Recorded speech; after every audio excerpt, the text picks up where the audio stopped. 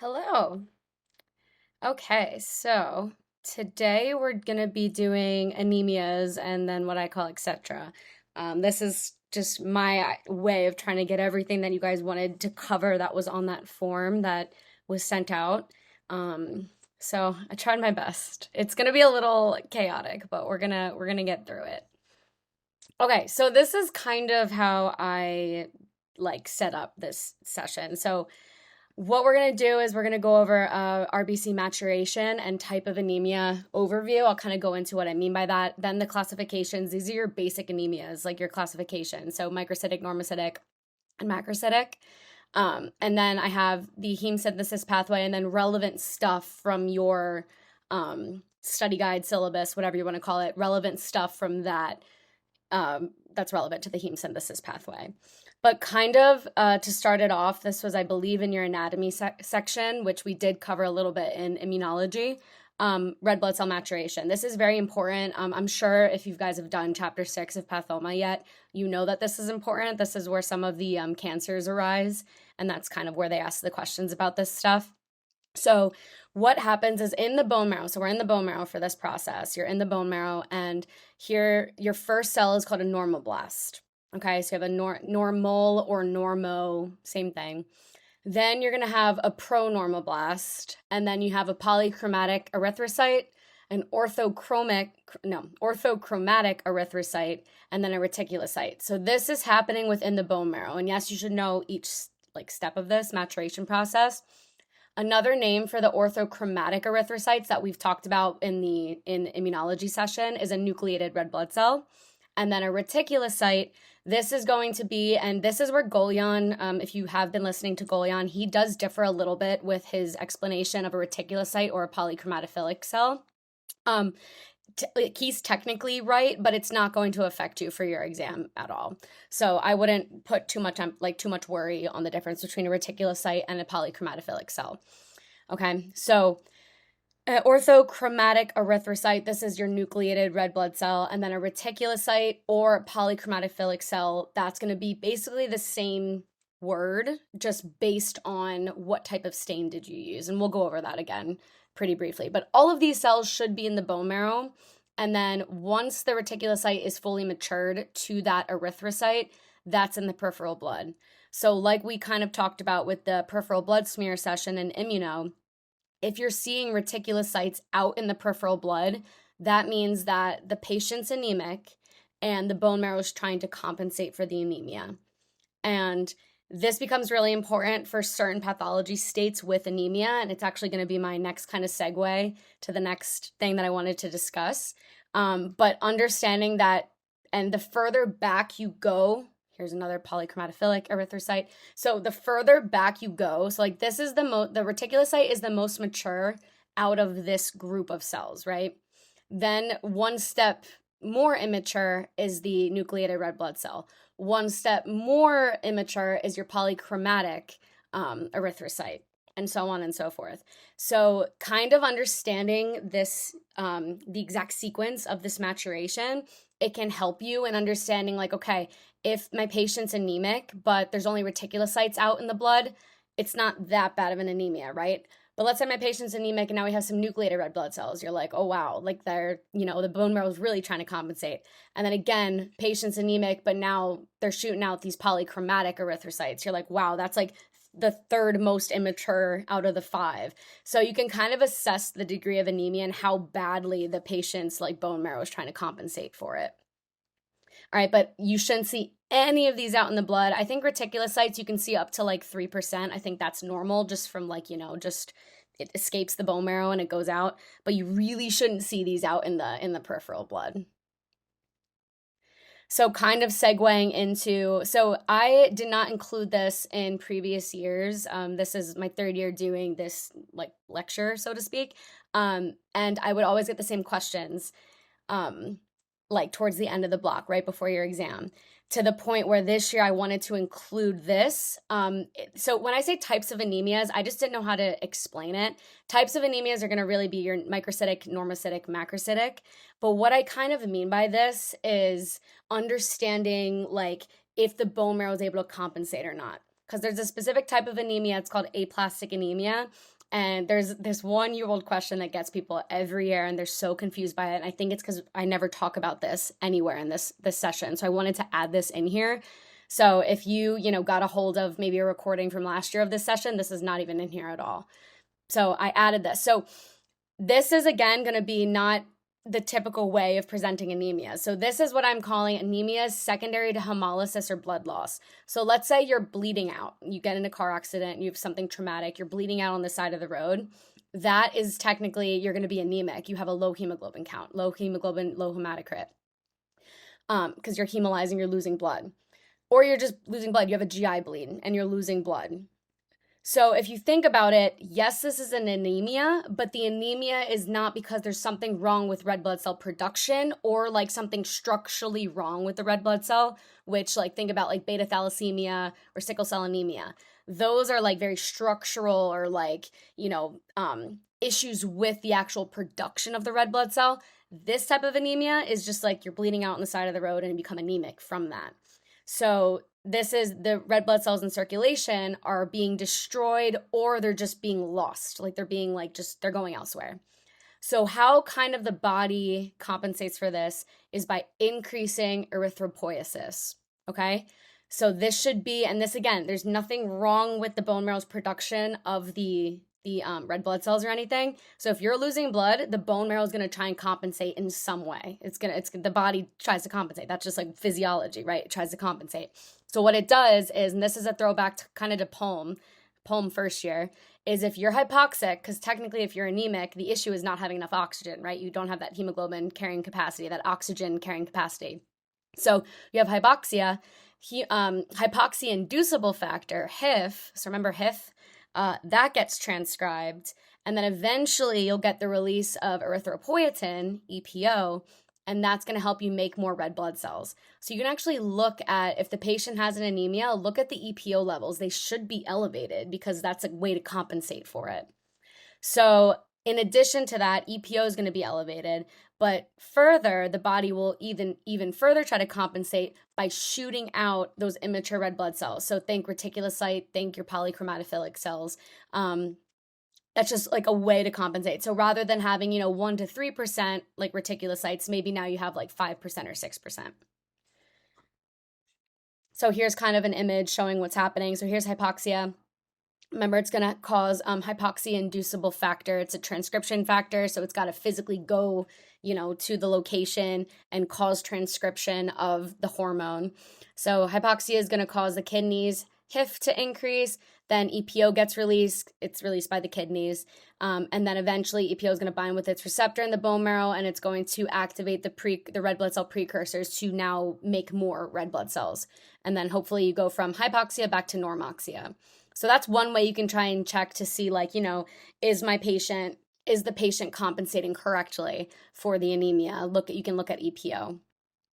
And then this was just a reminder from the immunolectures. This is, remember, the polychromatophilic cells. This is the most important thing to understand is these are compensatory cells. So there's some degree of anemia within the patient if you see this.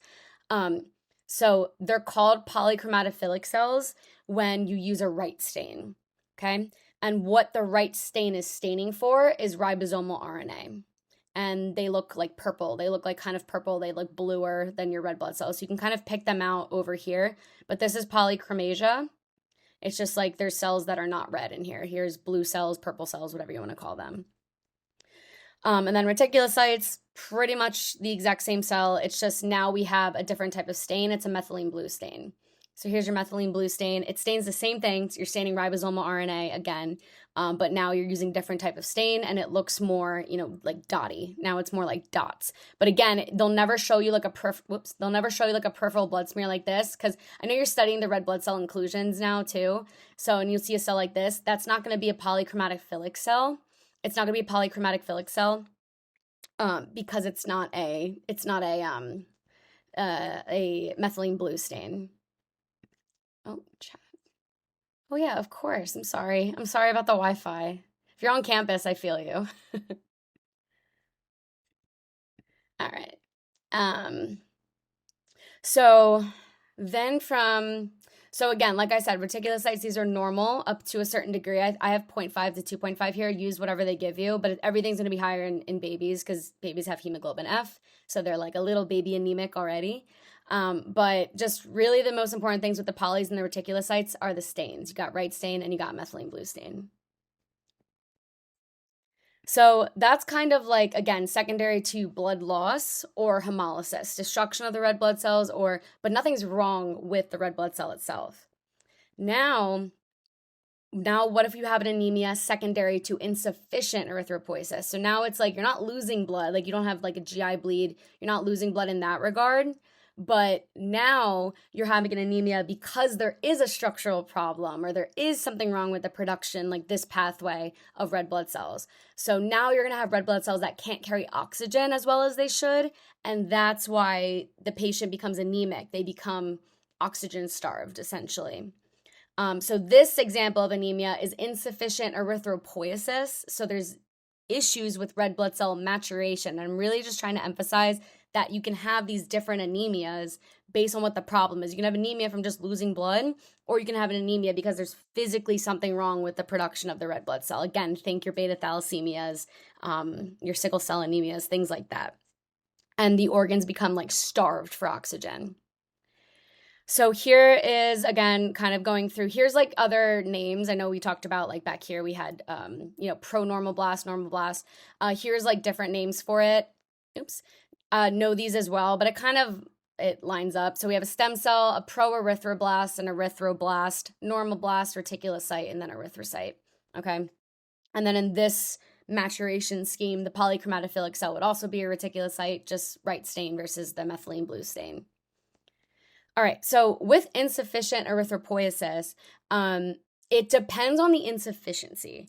So kind of like how we've been talking about, like if you have von Willebrand's disease, right? So if you have von Willebrand's disease, with von Willebrand's disease, you might have an effect of your factor 8, so your PTT might be affected.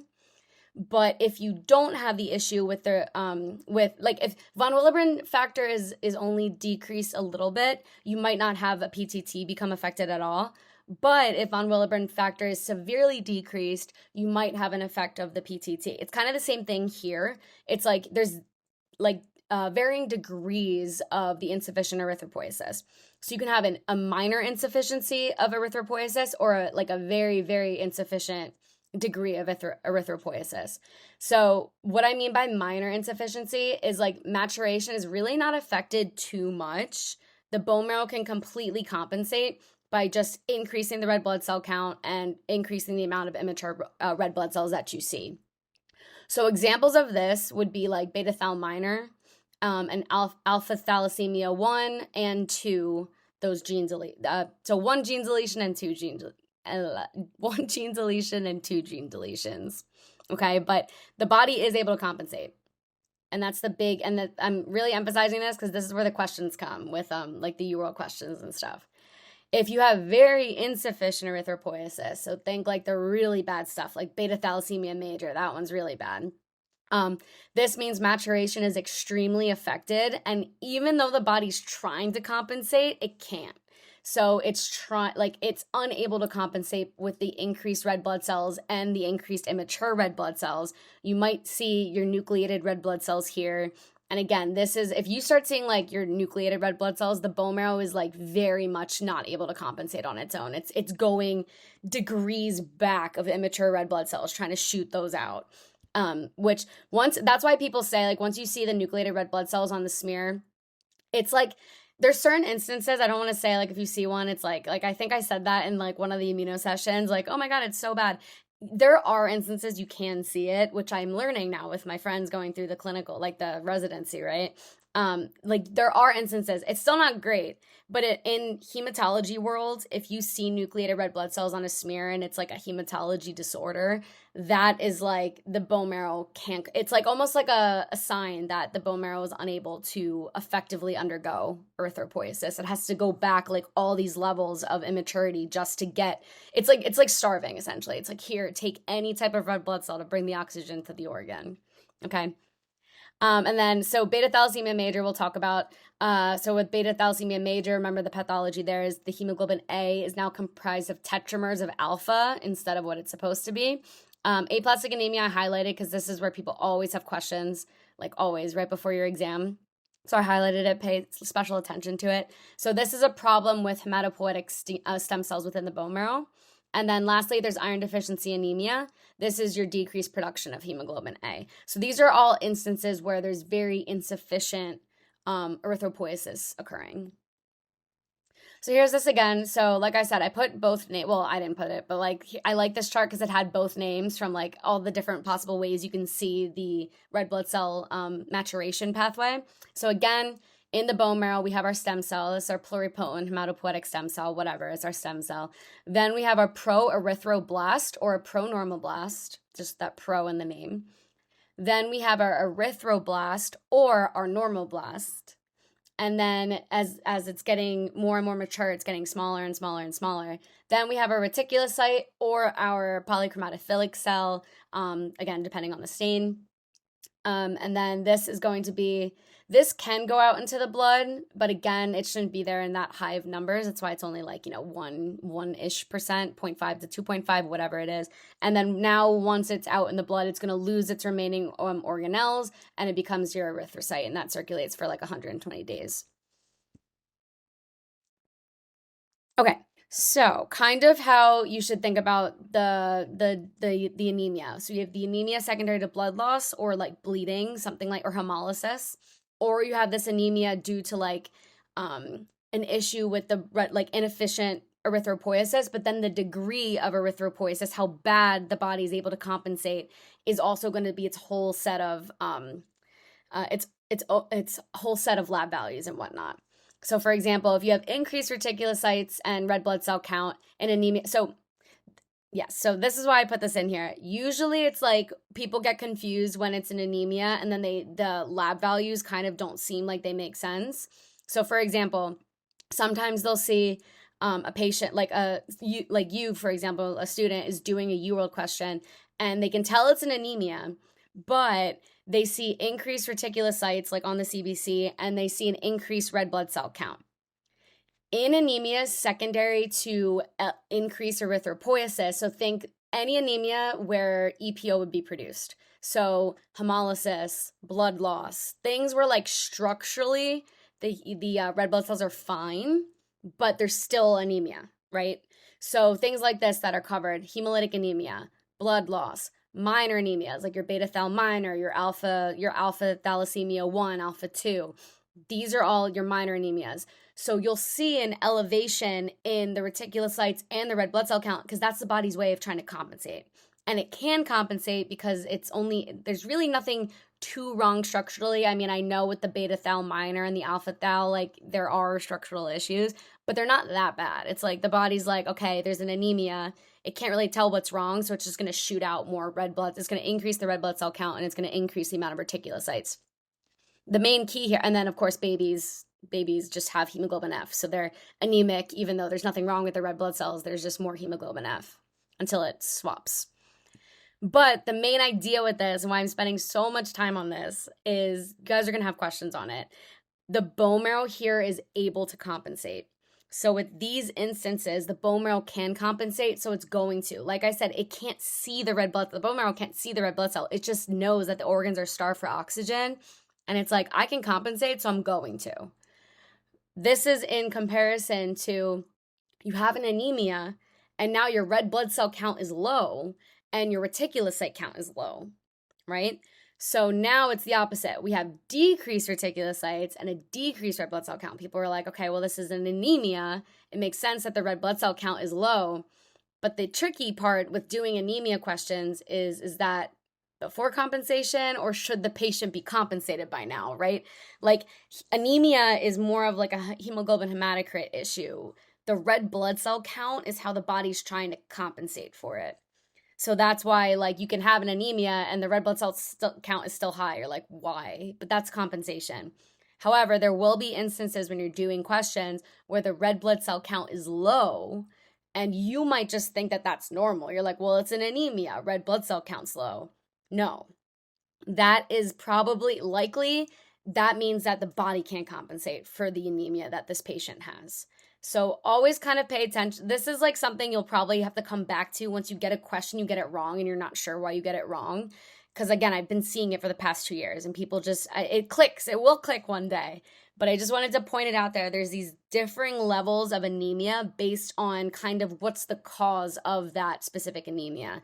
And you just have to kind of remember, I think of it as like hemolysis or increased blood loss or those minor anemias or babies. It's going to be anemia, so H&H is low, but your RBC count is high and your reticulocytes are high. Body's compensating.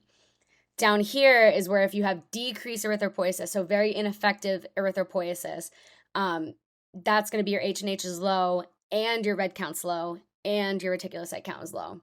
Because in this instance, the bone marrow can't go through erythropoiesis. It can't compensate. It can't. It's just like not able to. The red blood cells are structurally like not able to compensate. So those with that, when you see that in lab values, think about red blood cell maturation problems. So beta thalassemia minor, sickle cell anemia, iron deficiency anemia, aplastic anemia, which we're going to talk about. Usually these guys, when you see the nucleated red blood cell, that's your sign. Like if you see that in either a smear or it's noticed on blood smear, that's usually should be like a sign to you, like, oh, this bone marrow like can't compensate. Like it can't. Like it can't shoot out the reticulocytes, so it's like, and more, it can't like increase the EPO production.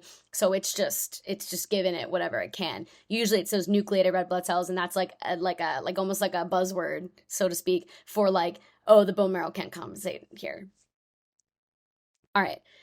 We are going to go through these a lot quicker now. I just really wanted to emphasize that because this is something that comes up every year, and it makes sense that it would be tricky because it is tricky. It's like you have anemias, but like one has high red blood cells, one has low red blood cells.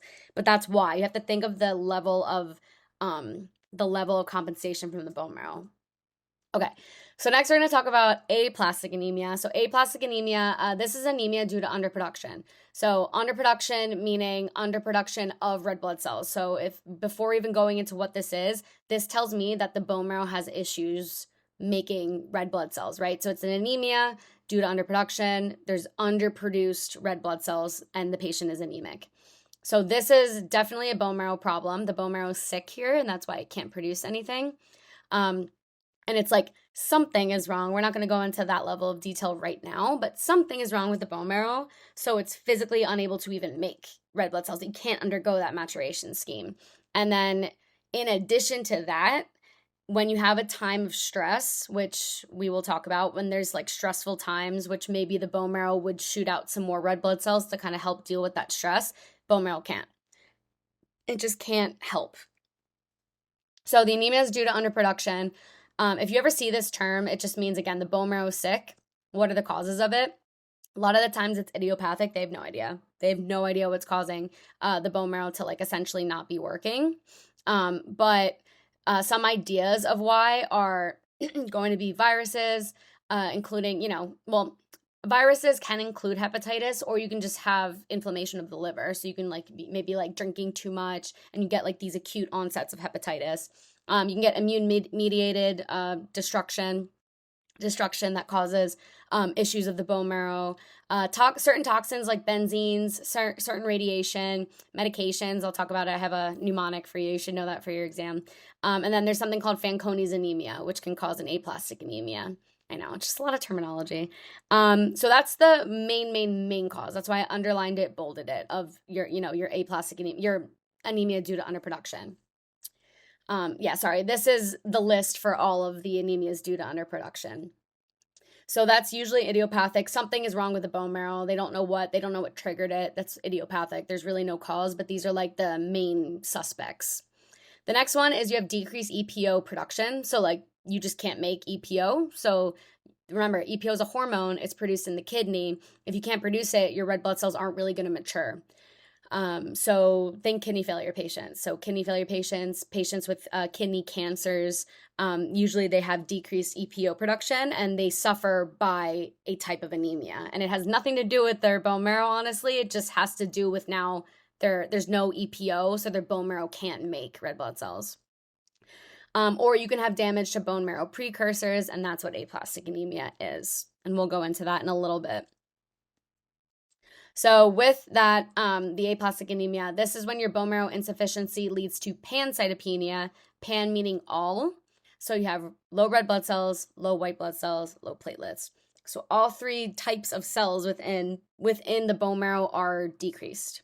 And again, imagine having low white blood cells, you'll have a lot of infections. Imagine having low platelets, you'd have a lot of bleeding problems. Now imagine having low red blood cells, now you'll have like a type of anemia. So you can see why this gets asked kind of frequently on exam questions, because they can kind of go into so many like different avenues if they want. So what's the issue here? Why do you get aplastic anemia? There's something wrong with those hematopoietic stem cells. And the hematopoietic stem cells, if you think back to immuno, I should have put a picture on here, but there's like that one stem cell at the top. And then it kind of goes, your red blood cell precursors over here, your white blood cell precursors over here, and then it goes down the whole list. The granulocytes, the non-granulocytes, the platelets, megakaryocytes, whatever. But they all come from this one hematopoietic stem cell. Now imagine with aplastic anemia, that one hematopoietic stem cell gets damaged some way. So now all of the cells are low within the bone marrow.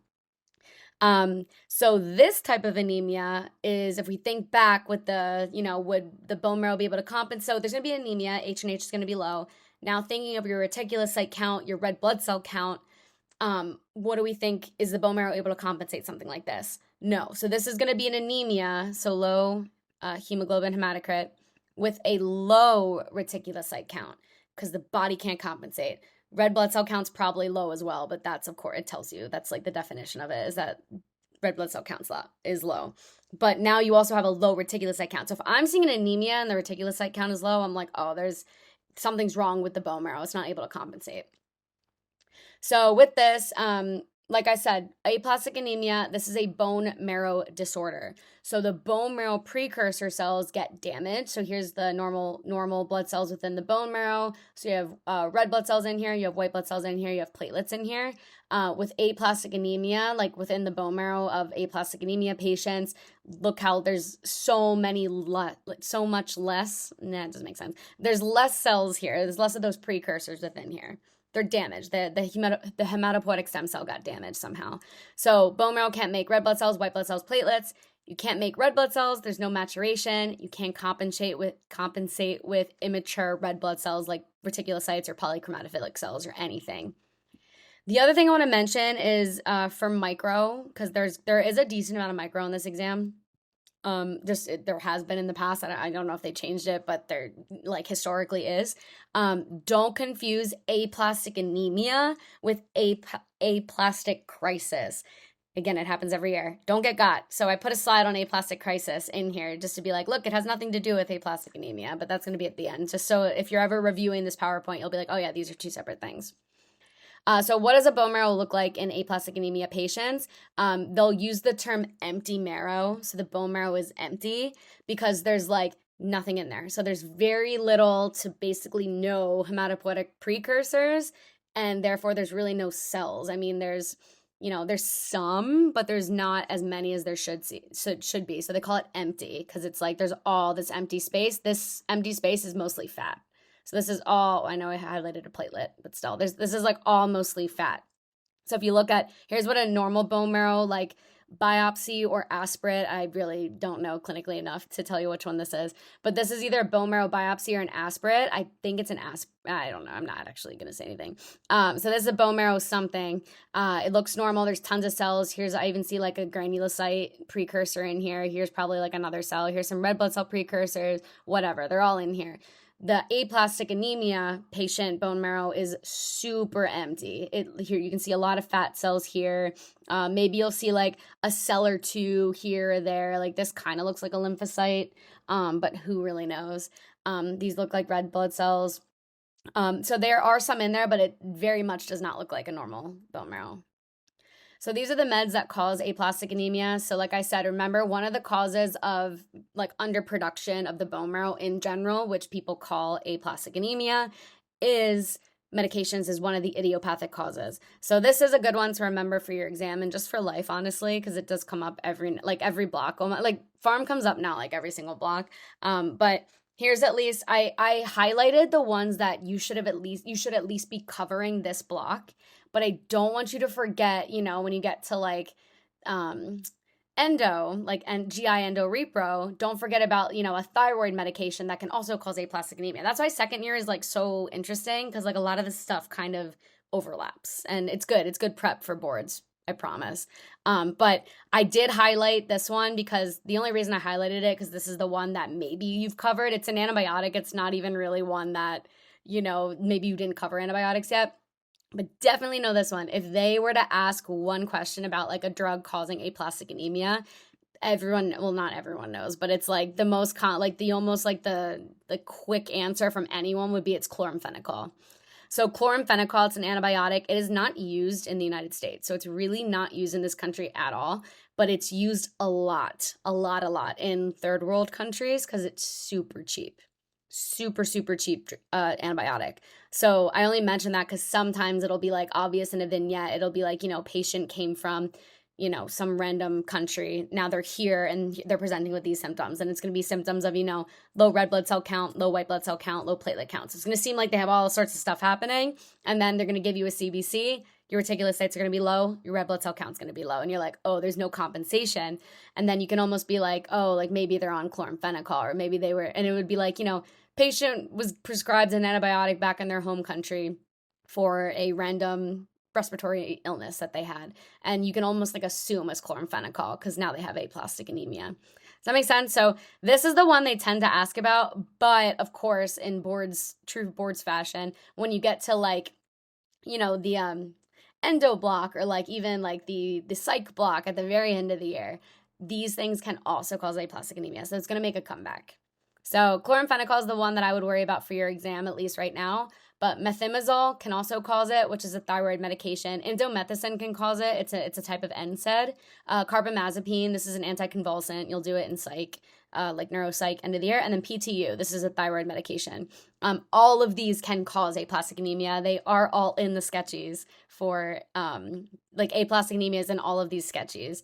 But the mnemonic to remember is can't make new blood cells properly. I actually use this. I thought this was actually one of the better ones I think it's from First Aid. Okay. The other thing I want to talk about is Fanconi's anemia. This is another kind of cause of like a bone marrow underproduction, aplastic anemia type situation. It just causes the bone marrow to like eventually, basically what I'm trying to say is these patients usually have aplastic anemia because there's something wrong with their bone marrow.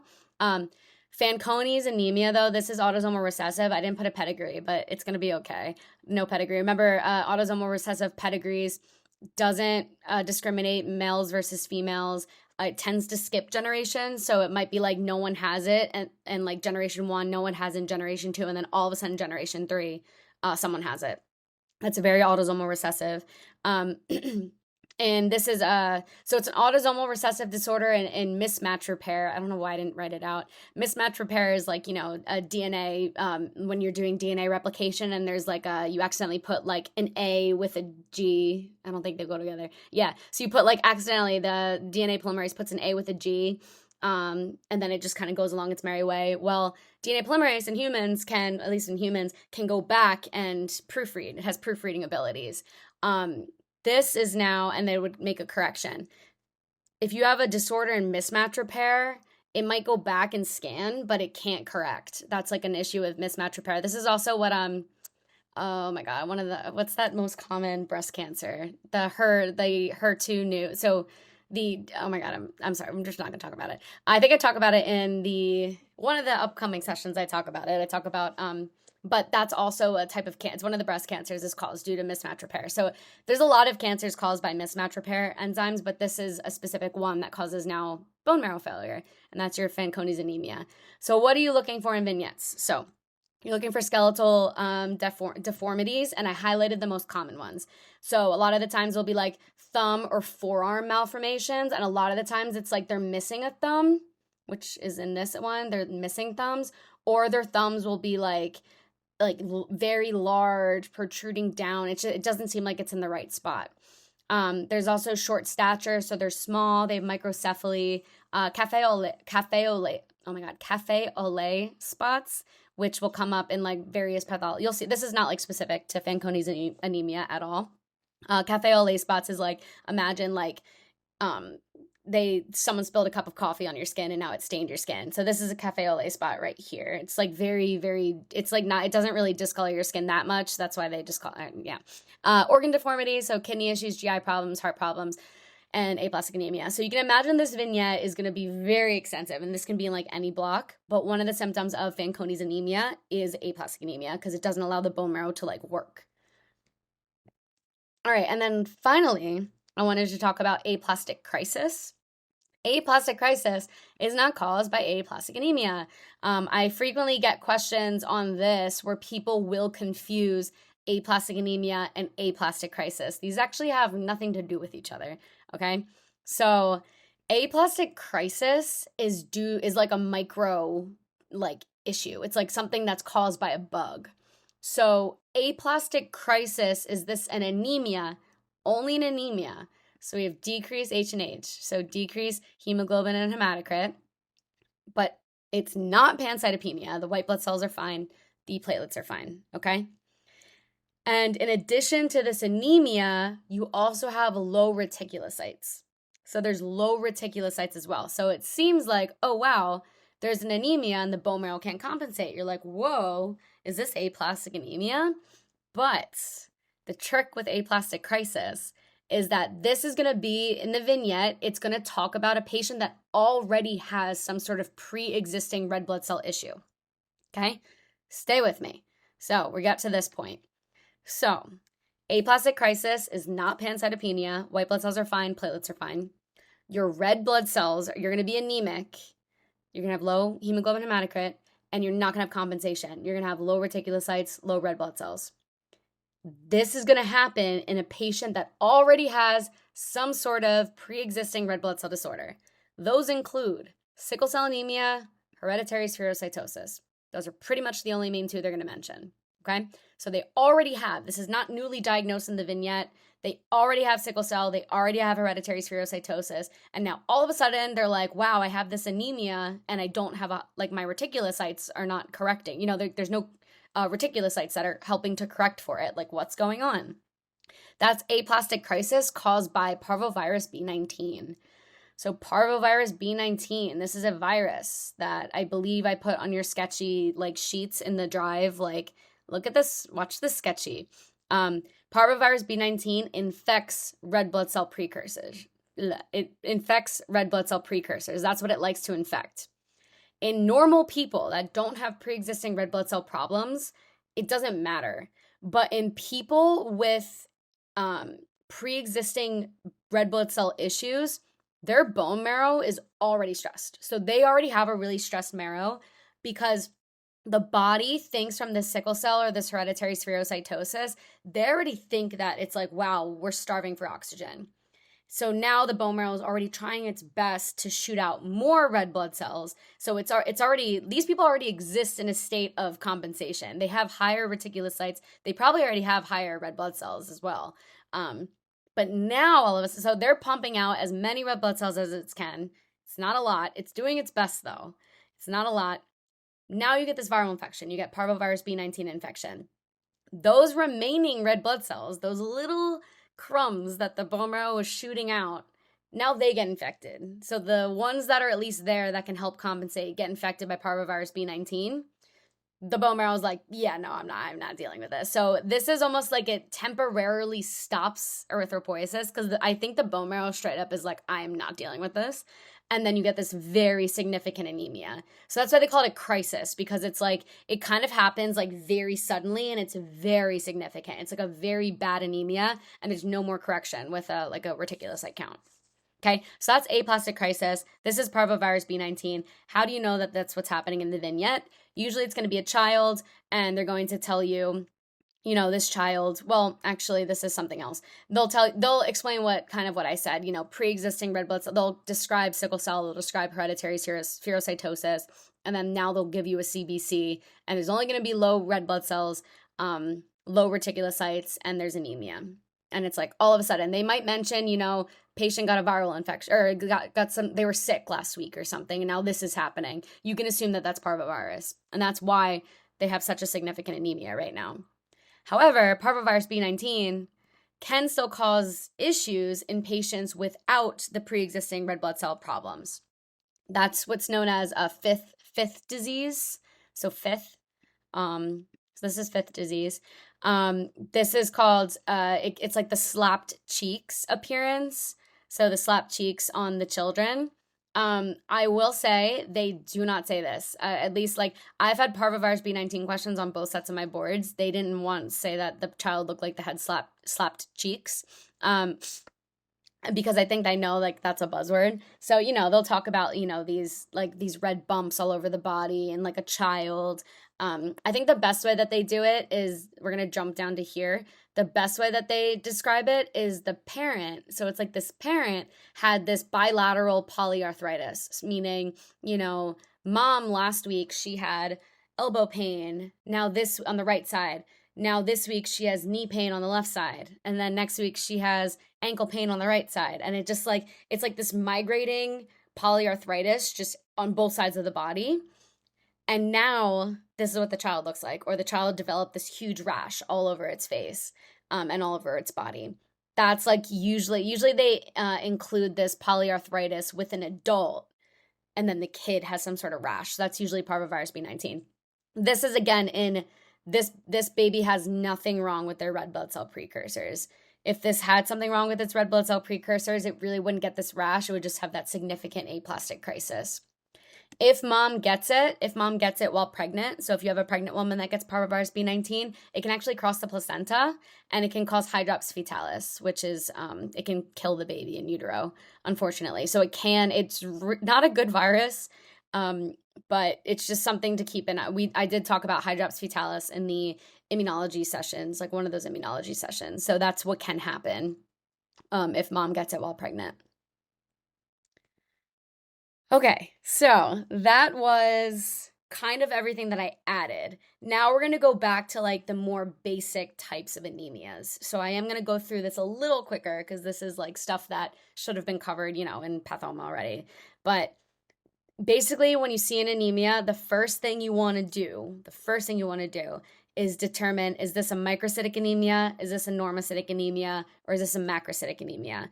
Because it's so easy to rule out. The amount of times that I look at the MCV. So what this is doing is you look at the MCV and you see, whatever reference range they give you. If it's microcytic, and then I know that it's a microcytic anemia, and then some of the answer choices include a normocytic anemia and a macrocytic anemia, I don't even read, that's the first thing I do with anemia questions is I look at the MCV, and then I rule, and I'm like, okay, this is microcytic, normocytic, or macrocytic, and I go to I don't do anything else with the vignette, and I go down to the answer choices, and I rule out, I'm like, oh, that's a normocytic anemia, that can't be it. That's a macrocytic anemia, that can't be it. And I just rule it out even before. So by the time I actually read the vignette, I'm only at like 2 or 3 answer choices, which is nice. So this is a really good way to, approach those types of anemias. So that's why people always tell you when you get an anemia question, look at it, like classify it right off the bat, microcytic, normocytic, or macrocytic. So again, we know what anemia is at this point. Like I said, I reorganized the slides, so this used to be the first slide, but we know that this is going to be your low H&H. That's usually what defines an anemia. You can also look at the MCHC. The MCHC is going to tell you what the pallor is of the red blood cell. Again, we talked about this in immuno last year with the peripheral blood smear, so I'm going to fly through this, but microcytic is usually your MCV, your mean corpuscular volume is less than 80 femtoliters. Always use what they give you. Usually the reference range is 80 to 100. That's like the normal MCV reference range. And the microcytic is less than 80 and macrocytic is greater than 100, but use what they give you. If they give you 81 to 99, fine. Whatever they give you, use that. But just generally it's 80 to 100. But I don't want you to get a question wrong, because you're going by 80 to 100 and now they updated and the reference range now is, 85 to 95. It's probably not. But I don't want you to get now it's 80, which with that reference range, it's microcytic, but you're still going off of the assumption. So always look at the reference ranges for a lot of these heme stuff. So again, here's your microcytes. They're really tiny. Here's your normocytes. These are normal sized red blood cells. Macrocytes are really, really big. And then the chromia, so the chromic. So we have normochromic or hypochromic. That is going to be like how red is it? Is it a nice color red, or is there like not as much red there? And you can kind of think about this as like in terms of how much hemoglobin is there, because hemoglobin is red, that's why blood is red. So you can kind of think of it in that regard. So if you have hypochromia, these red blood cells have hypochromia, likely they don't have enough hemoglobin. So it just, you can kind of, and you get the chromia, so this is based on the MCHC. So you look at this based on the MCHC, and then the size, this is your MCB. And then there's one more indice. It's MCH. No one really uses MCH like clinically. Like I don't, like when I was in a clinical hematology lab, I literally never looked at the MCH ever. But it is there. It's given. It has to do with iron content. But in terms of like answering questions, you usually don't need it. MCV is the one you really need. MCHC is probably like, helpful to see, but you can do it without it. Here's what your red blood cells should look like. Again, throwback to immuno, but these are biconcave donuts. They should look like there's this central pallor. So here's your central pallor. This is normal. You want to see central pallor in all of these red blood cells. This is normal. They look like little like discs almost. So they're shaped kind of like, if you look at it straight on, they look like this. They look like little discs like that. So there is that central clearing in the middle, and if you look down like the microscope slide, like up here, that's what you're looking at. That's why it looks like an indent in the center. You also want to make sure all the cells are about the same size. That's your RDW, red cell distribution width. I don't think they ask too much about RDW, but RDW tells you like, are all the red blood cells the same size? Or, if RDW is increased, that means some are probably smaller, some are probably smaller than normal or whatever. Okay, so your microcytic anemias, these are going to be classified by having microcytes. So again, your MCV is going to be less than whatever the low end of the normal reference range is, which I believe is 80, I'm going off of 80 femtoliters. So these are really tiny. It's really hard to tell from a smear. Actually, smears don't really help you at all with the size. That's why the MCV from the CBC is very helpful. But what the smear can show you is that usually the cells will also be hypochromic. So usually if they're really small, that means there's probably something with its production, meaning there's probably also something with hemoglobin's production, or there's just not as much hemoglobin, so they're not going to be as red. So you can see like these have a little bit bigger than just like a small area of central pallor. They should look like, they should look nice and hearty. So they should have like just a smaller area of central pallor. Some of these have very, very large clearings, and these are too much. So that's likely hypochromic, but you can also just look at the MCHC to tell you hypochromic or not hypochromic, normochromic. Hyperchromic doesn't exist. I have gotten that question before. That's why on this chart it's like hypochromic or normochromic. There's no such thing as hyperchromic. That's actually what spherocytes are, but we'll talk about that when we get to spherocytosis. All right, so why are the red blood cells so small? Usually because something's wrong with hemoglobin production. So like I said, that's why you also see the hypochromia, because something's wrong with hemoglobin production and hemoglobin's not there.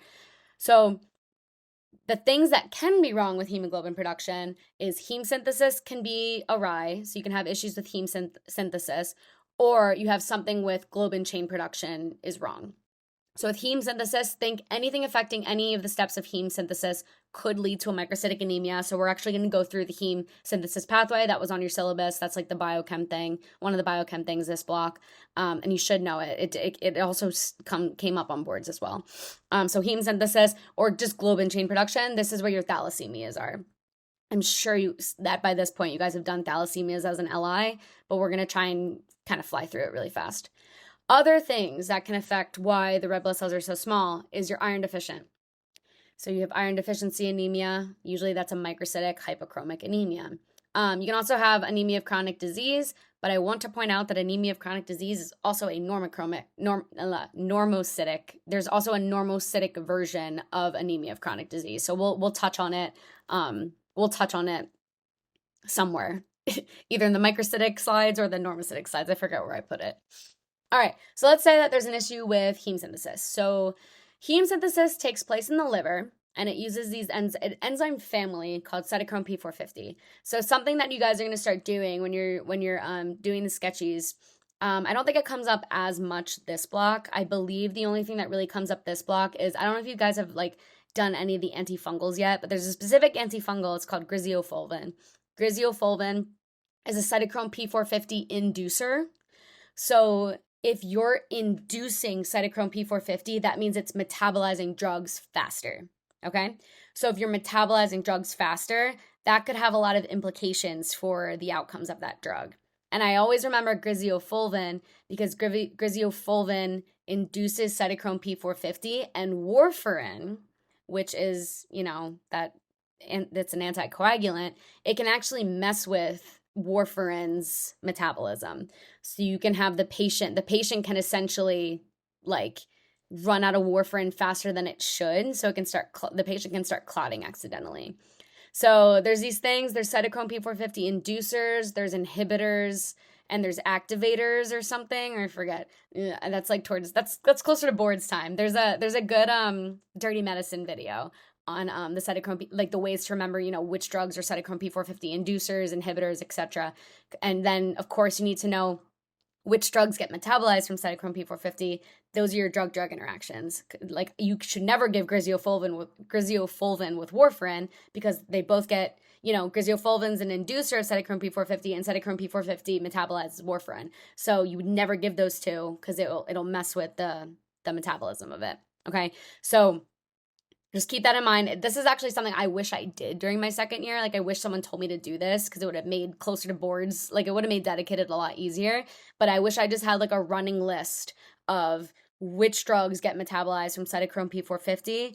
And if it's mentioned, it usually didn't really come up until, closer to dedicated. But if they mention a drug as an inducer of cytochrome P450, an inhibitor, I would write that down as well.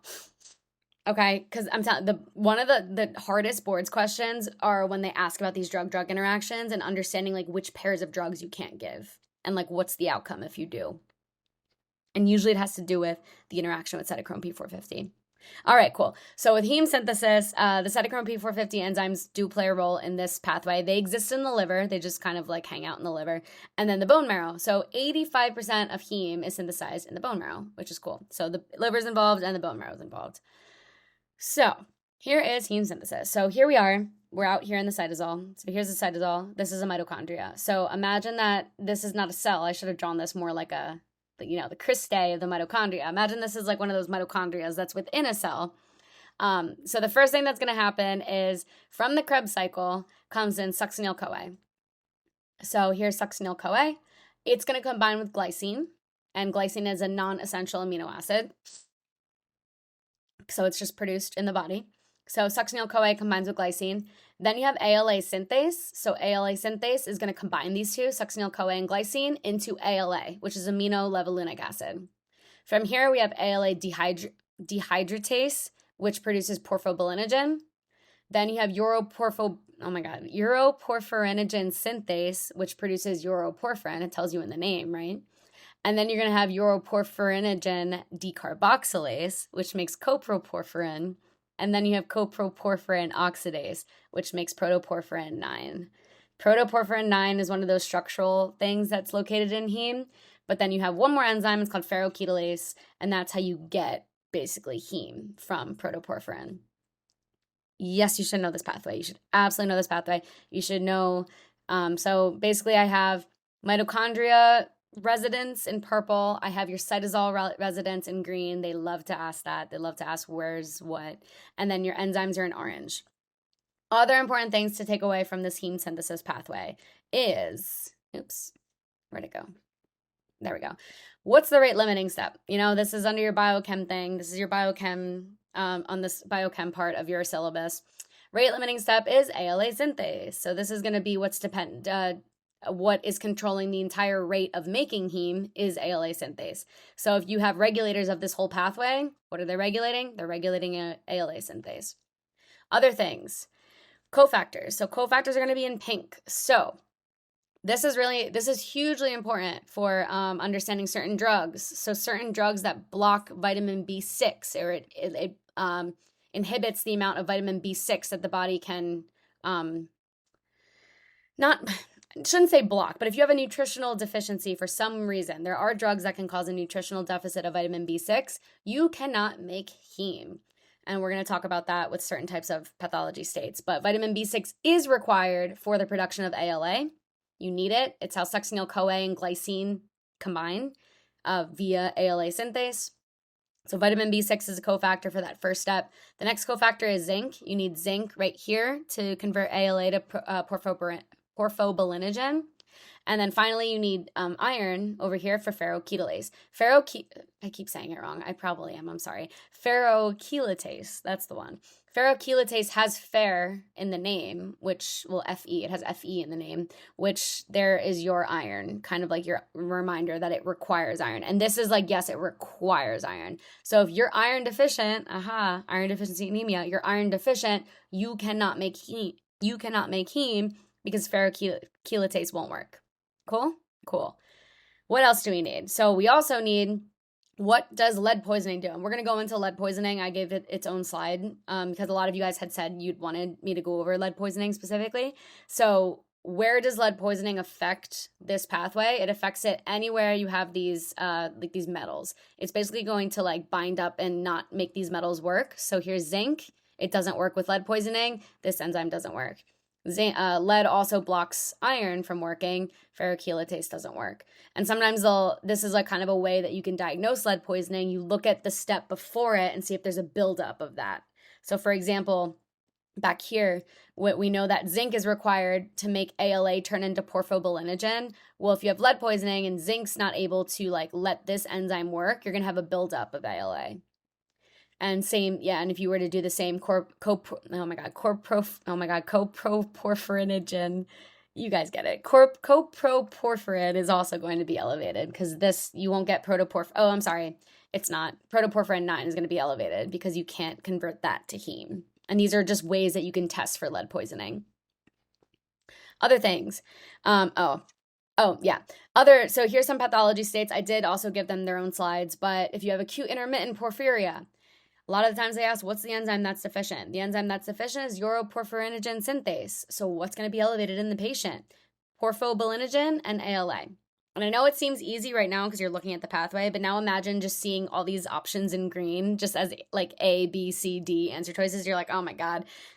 And all these enzymes as like answer choices as like, which is the one that it inhibits? You're like, oh no, they all sound the same.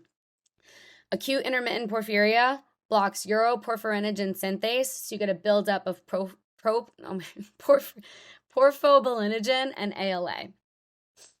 How about the other one, PCT? So the I forget what it stands for, the TARDA, cutaneous TARDA one. This one blocks the enzyme after it, the uroporphyrinogen decarboxylase. So usually how you can tell the difference, I mean, all of these are going to be elevated, but the main one that's going to be elevated, that's not going to be elevated in your acute intermittent porphyria, is going to be your uroporphyrin. Okay. So a lot of the times it'll be like, it'll sound, it's going to, it's one of those, it's either going to be AIP or PCT, it's one of these two. And now it'll tell you like there's a buildup of uroporphyrinogen or porphobilinogen and ALA. So we'll go into them. Oh, and then lastly, I forgot. Lastly, some things that speed up the heme synthesis pathway is alcohol, barbiturates, which is a, this is a type of drug for, what is that thing? When you get anesthesia, it's like one of those anesthetics. It's like a sedative. That's the word. It's a sedative. So alcohol can speed up heme synthesis. Barbiturates can speed up the heme synthesis pathway, and hypoxia can speed up heme synthesis. And this becomes important to understand for these pathology states, these AIP and PCT. Things that slow down the heme synthesis pathway are going to be glucose and heme, which you're like, duh, but there is negative feedback in this pathway. So you get heme made down here, and it's going to act on ALA synthase. It's going to basically block it because it's the rate limiting step. It's going to be like, hey, there's tons of heme around. We don't need you to make more heme. So it's like negative feedback. Alcohol, though, speeds this process up. Barbiturate speeds this up, and hypoxia speeds this up. Cool. All right, so the porphyrias. So we have AIP and PCT. AIP, so your acute intermittent porphyria, it tells you in the name, kind of. It gives you like a little clue. So it's acute. It happens super acute onset. It like kind of seems like it's happening out of nowhere. It's intermittent, so it doesn't happen all the time. It's only every now and then. And there's there's like these attacks of it. It's it'll be very obvious in a vignette that it's not like something like G6PD deficiency, right? Or not, what's the one I'm thinking of? PNH. I'm thinking of PNH, the paroxysmal nocturnal hemoglobinuria. That usually happens, after complement gets activated. So it's like in the morning, but it doesn't happen all the time. It's kind of like this. It's intermittent. It's not happening all the time. And there's triggers, and I give you a little hint for how to tell what they're looking for the vignette when they're looking for this one on the vignette. So this will be a deficiency or at least decreased activity of your uroporphyrinogen synthase. So that's going to be the one above the decarboxylase, which is for PCT. So this is what converts ALA into your, what's the one? No, it doesn't convert ALA. It converts your porphobilinogen into uroporphyrin right here. So it does that. So you get this acute, and again, it happens very suddenly, when you have this attack, it happens very acutely, very quickly. So you get an acute buildup of the porphobilinogen and ALA. ALA is toxic to the brain. So ALA causes neurologic issues. So some of the symptoms can be seizures and other various psychiatric issues. You can also see wine-colored urine. That's just that's a production of the porphyria. A lot of the porphyrias have issues with the color of the urine. Okay, good. So AIP, it's the enzyme. We know what the enzyme's affected. We know what the buildup is. And now we know that ALA is toxic to the brain. So you get these neuropsychiatric issues, as well as you get this wine-colored urine. Okay, so you have wine-colored urine. Usually in vignettes, what triggers this, and I just keep it like alcohol themed. Like I'll keep it alcohol. So there's wine-colored urine, and usually it's going to be, the vignette will usually be like a 20-something female. So it'll be like a 23-year-old, 24-year-old, and she goes out drinking. She goes on like a binge. She's binge drinking one night. And I'm pointing that out because remember, alcohol speeds up heme synthesis. So in an issue where there's an enzyme missing, where normally on a day-to-day basis, like, yes, it's going to be deficient heme production, but it's not a big deal.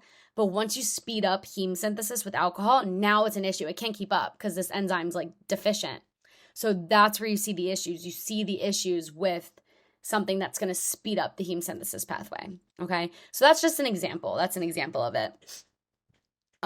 So she has this like acute onset of this wine-colored urine, as well as like these seizures and other psychiatric issues.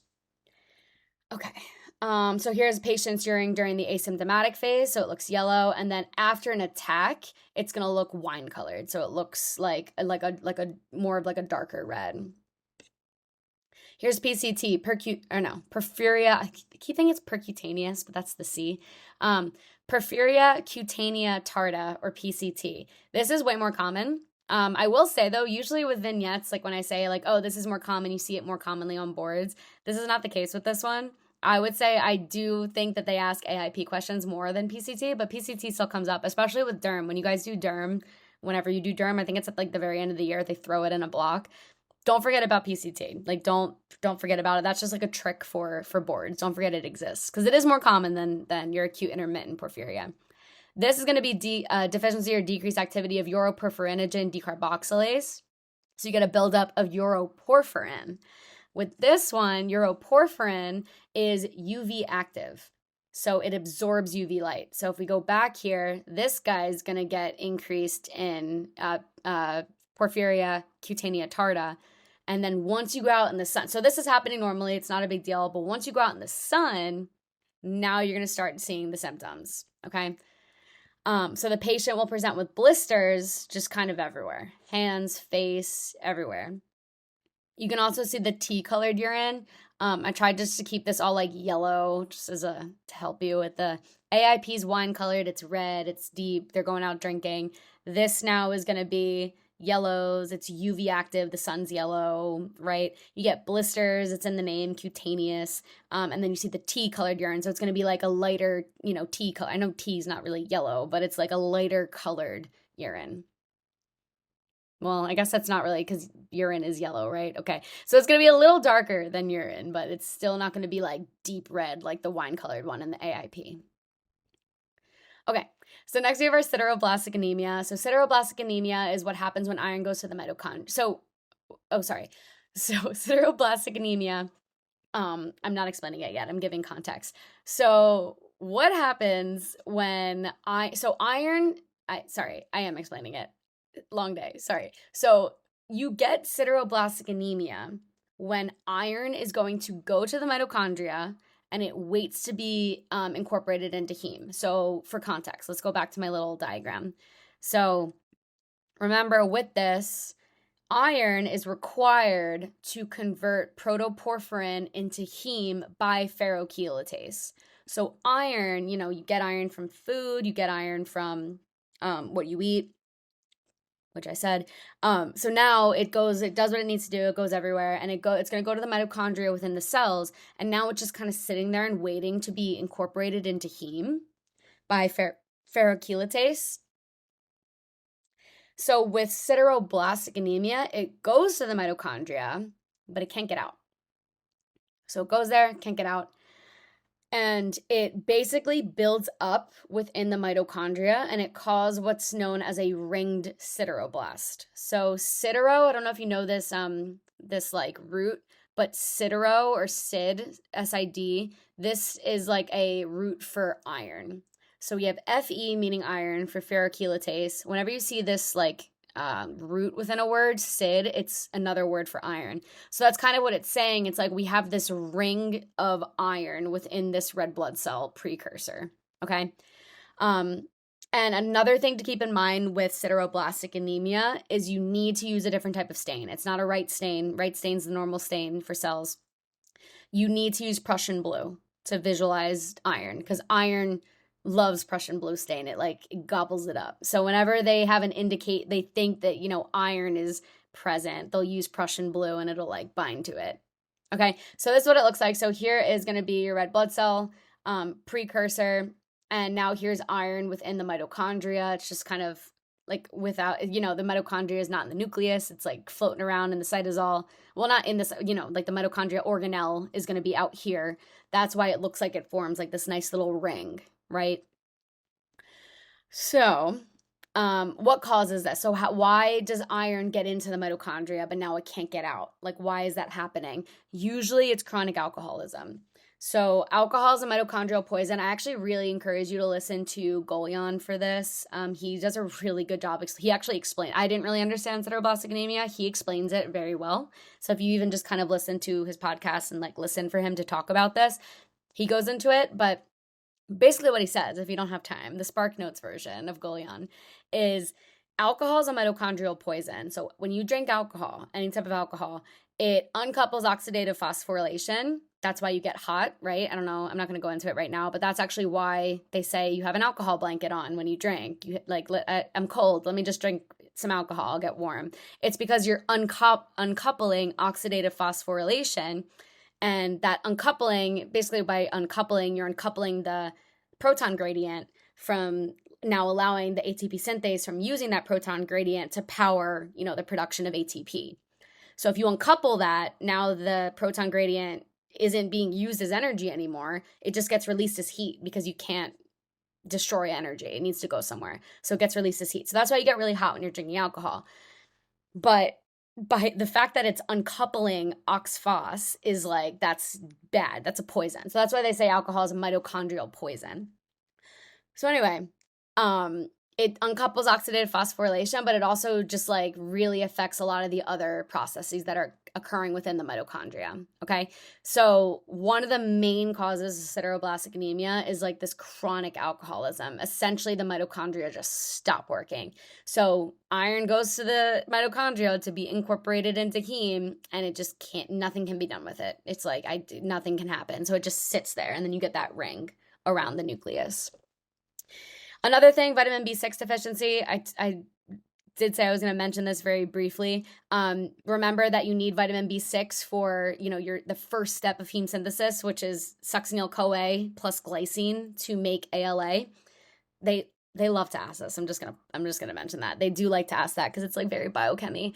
But if you don't have vitamin B6 for some reason, you're going to not be able to make heme. You can get sideroblastic anemia. It's going to be right here waiting to be incorporated. And this process can't go because we don't have vitamin B6 right here. It just sits there. And now it makes a ring around. It sits there. Nothing can be done with it. Okay. So the classic question, this is a isoniazid. This is a TB medication. I think you guys covered TB, like the micro TB, the Mycobacterium tuberculosis, the microbug. You cover that in Palm, I believe. But the medication that you give a bunch of medications for TB, but one of the medications that you give is called isoniazid or INH. This was also in the mnemonic for oh my gosh, for the metabolic acidoses, if it's hard ass or mud piles, you also have your isoniazid in mud piles. So it does a lot of stuff. And one of the other things that it can cause is a sideroblastic anemia because it's essentially decreasing vitamin B6. It's not allowing the patient to have vitamin B6. This was on my STEP exam, by the way. It asked, about what process would be affected with isoniazid. Heme synthesis. Okay, and then lastly, you have lead poisoning, which I'll go into, I promise. Next slide. But lead inhibits ALA dehydratase and it inhibits ferrochelatase. So if we go back here, here's lead. It affects ALA dehydratase. It basically stops zinc from being able to be used as a cofactor, and it blocks iron from being able to be used as a cofactor for ferrochelatase. All right, so, which I circled here. Okay, great. So in lead poisoning, notice as well, if we're going to be blocking these enzymes from working, as we're blocking the cofactors, you'll also get a buildup of ALA, and you'll also get a buildup of protoporphyrin 9. Cool. So this is just another slide to kind of see what I just kind of said. So lead is basically inhibiting ALA dehydratase, and it's blocking ferrochelatase. Specifically, it's not allowing the enzymes to use the cofactors, which are going to be iron, ferrous iron, and then zinc 2+. Okay, it's not allowing these to be used by those enzymes. Here's the Amboss scheme. It's just showing mitochondria, cytosol, and then back to the mitochondria, which, same thing, but just another view of it. And it has pretty much everything on here that we've discussed. Lead poisoning, some diagnosing of lead poisoning, look for lead levels. They're going to be higher. But also look for the elevation of protoporphyrin 9 and look for the elevation of ALA. Because again, you're going to block the enzyme. The thing before it is going to build up. Look for lead lines. So lead lines, these are like, a lot of the times they don't mention these in vignettes because it's intuitive, or not intuitive. It's too obvious what the answer is. But if they say you see like these bluish lines, on the gums. So like here's the gums. If you see like these blue, like I don't have lead lines, great. But if you have like these blue lines above your, like on your gum line essentially, those are lead lines. And it's just the lead building up in your gums. Neurologic issues, especially in children. This is twofold. This is from the lead. The lead itself can go to the brain and cause issues, but also you have elevation in ALA, right? Because you're blocking ALA dehydratase. ALA is also toxic to the brain. So that can also affect the brain. You can also see renal issues, abdominal issues, again, buildup of lead. And then the other thing I wanted to mention, another thing is you can see lead lines in the bone. They won't call these lead lines, can attest, especially, obviously second year, and they won't say like there's lead lines on the bone. They'll say, there's a dense metaphyseal plate. And I know like that this is like bone anatomy wasn't really covered first year. You'll do it more second year, but that's where the metaphyseal plate is. It's closer to like the end of the bone. So you see like this line, which is what the arrow is pointing to. That's a lead line. Okay. And then you also see basophilic stippling, which we talked about in immuno, but basophilic stippling is when this is a normal right stain. So this is, again, this kind of looks like a reticulocyte if you didn't know better, but this is just a normal right stain, and it has these dots. The within reticulocytes, and then with basophilic stippling, it's like, go back and look at the reticulocyte. I guess I can, but I don't want to waste time. But look at the reticulocyte picture. They're not as dotty. Like the inclusions with the reticulocytes are not as, they look more like little tiny worms, kind of, sort of. Like that. That's like what the reticulocyte looks like because it's like degraded. This is just straight up like dots, and they're everywhere within the entire cell. This is basophilic stippling, and it tells you in the name what it is. Basophilic, blue, stippling is like dots. So it's telling you like there's these blue dots everywhere within your red blood cell. That's a sign of lead poisoning. So Just want to say here, so lead, it's a cytosolic and a mitochondrial toxin. It inhibits ALAD, so this is ALA dehydratase. You might see it abbreviated as ALAD. ALAD is in the cytosol. Ferrochelatase is in the mitochondria. But my question here is, do mature red blood cells have a mitochondria? They don't. Wow, I thought I put the answer there. I guess not. But they don't. They don't. They don't really have organelles, mature red blood cells. This is just a anatomy question. All right, great. So sometimes people get confused because you can see, why do you see, so you see basophilic stippling. Why then can you see, well, some people are like, you get basophilic stippling and lead poisoning can technically on paper lead to, sideroblastic anemia. So why don't you see ring sideroblast in lead poisoning? Why do you only see basophilic stippling? So with lead poisoning, you still are getting ring sideroblast because technically, remember with lead poisoning, it's inhibiting iron. So ferrochelatase is not able to convert protoporphyrin 9 into heme. So the iron goes there and it just sits there. That's like the definition of a ring sideroblast, right? But remember, the red blood cells that are found in the peripheral blood and those seen on a peripheral blood smear don't have mitochondria. Remember, with the sideroblastic anemia, you had to use a special stain for that. You had to use I already forget. You had to use the Prussian blue. That's the one. You have to use Prussian blue to see the iron. It doesn't just pop up. The basophilic stippling, that's popping up everywhere. That's a normal right stain. That's not a specific type of stain. And this is the reason why the red blood cells out in circulation don't have mitochondria. So you only really see the effect of lead inhibiting the cytosolic ALAD, the ALA dehydratase. That's your basophilic stippling. Okay, and that's why it's everywhere within the cell because it's like the cytosol is everywhere. If you did, so like let's say though you have a lead poisoning patient, you did a bone marrow biopsy. So you did a biopsy of these cells that were located within the bone marrow. Those red blood cells are more immature. They still have their mitochondria.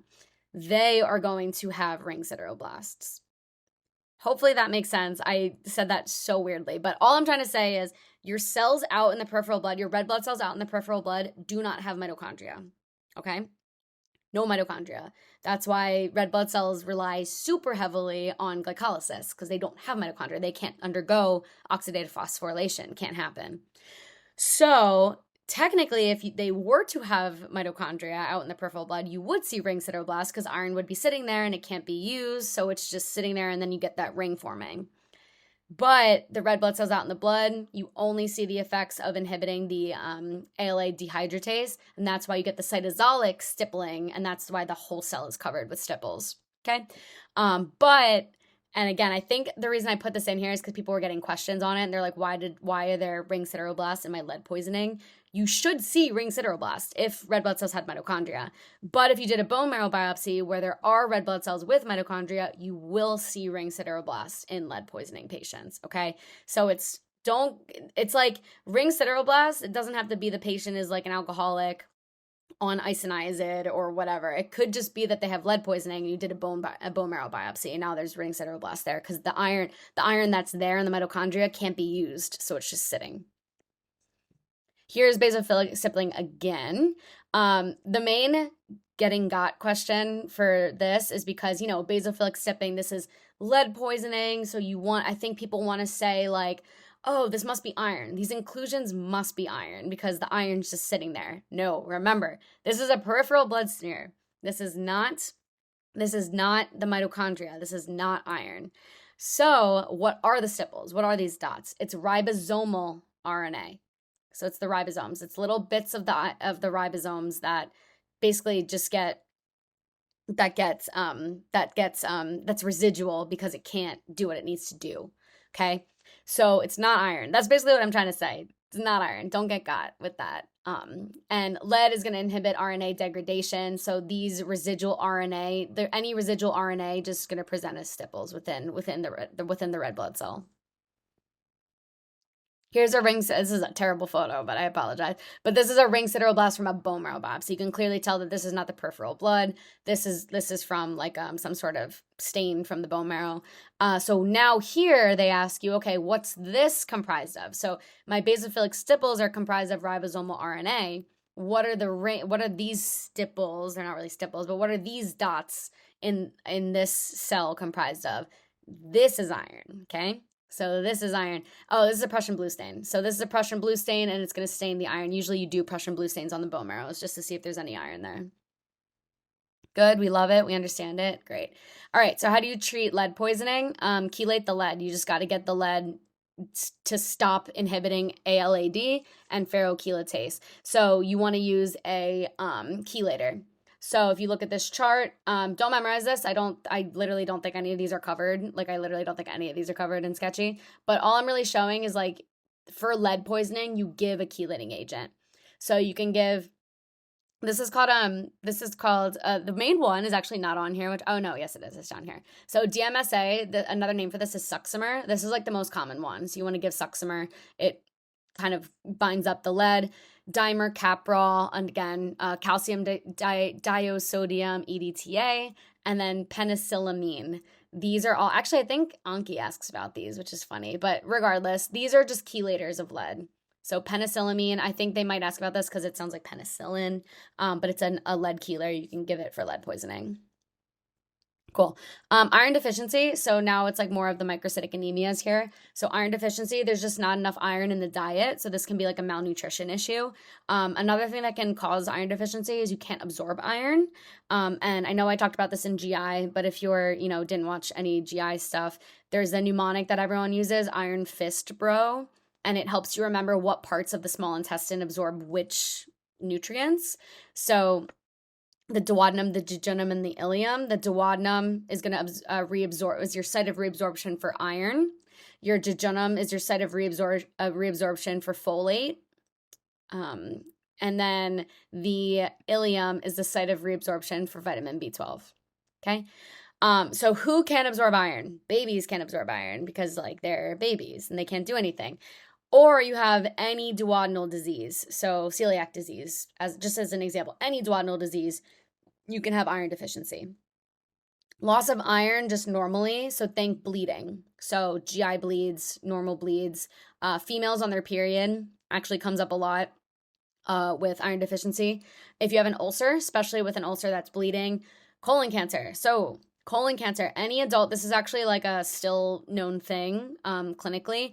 Any adult over the age of 65 with iron deficiency anemia, that doctor works it up as a colon cancer case until proven otherwise, okay? So if you're elderly, quote unquote, over 65 years of age, and you present with iron deficiency anemia, they automatically think it's colon cancer. And then they try to, prove that wrong. Okay.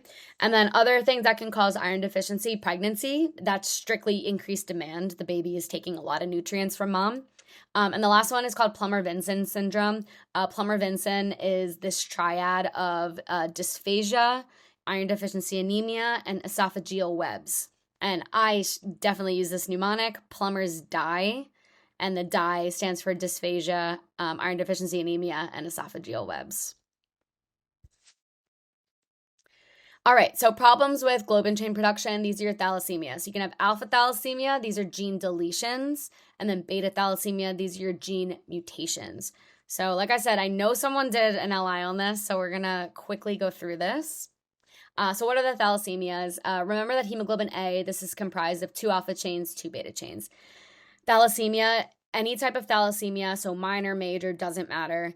The synthesis of one or more of these chains is either not there at all or it's a little bit decreased, okay? This is the most common single gene because this is only a single gene that's mutated and you get this wild disease out of it. This is the most common single gene mutation in humans, which is wild. So here's hemoglobin as a reminder. There's four chains. There's alpha 1, alpha 2, beta 1, beta 2, and then within each chain is a heme group. And then this, of course, is hemoglobin, or hemoglobin A. Yeah. All right. So And then I just kind of wanted to show genes, like as a, like as a reminder. So here's like the beta globin genes. You have two of them. Alpha globin genes, you have four alpha chain genes. Normally with hemoglobin A, you have two beta genes and then two alpha genes. So beta 1, beta 2, alpha 1, alpha 2, and that gives you your hemoglobin protein. I think it's worth knowing that your beta globin chains are on chromosome 11, and then your alpha globin chains are on chromosome 16. So that poses a question then, how many beta thalassemias do you think there are? How many alpha thalassemias do you think there are? Based on how many genes there are. So if there's only two beta chain genes, there's likely only two beta thalassemias. If there's four alpha chain genes, there's likely four alpha thalassemias, and that's what it is. So beta thalassemias, these are more common in those of Italian and Greek descent.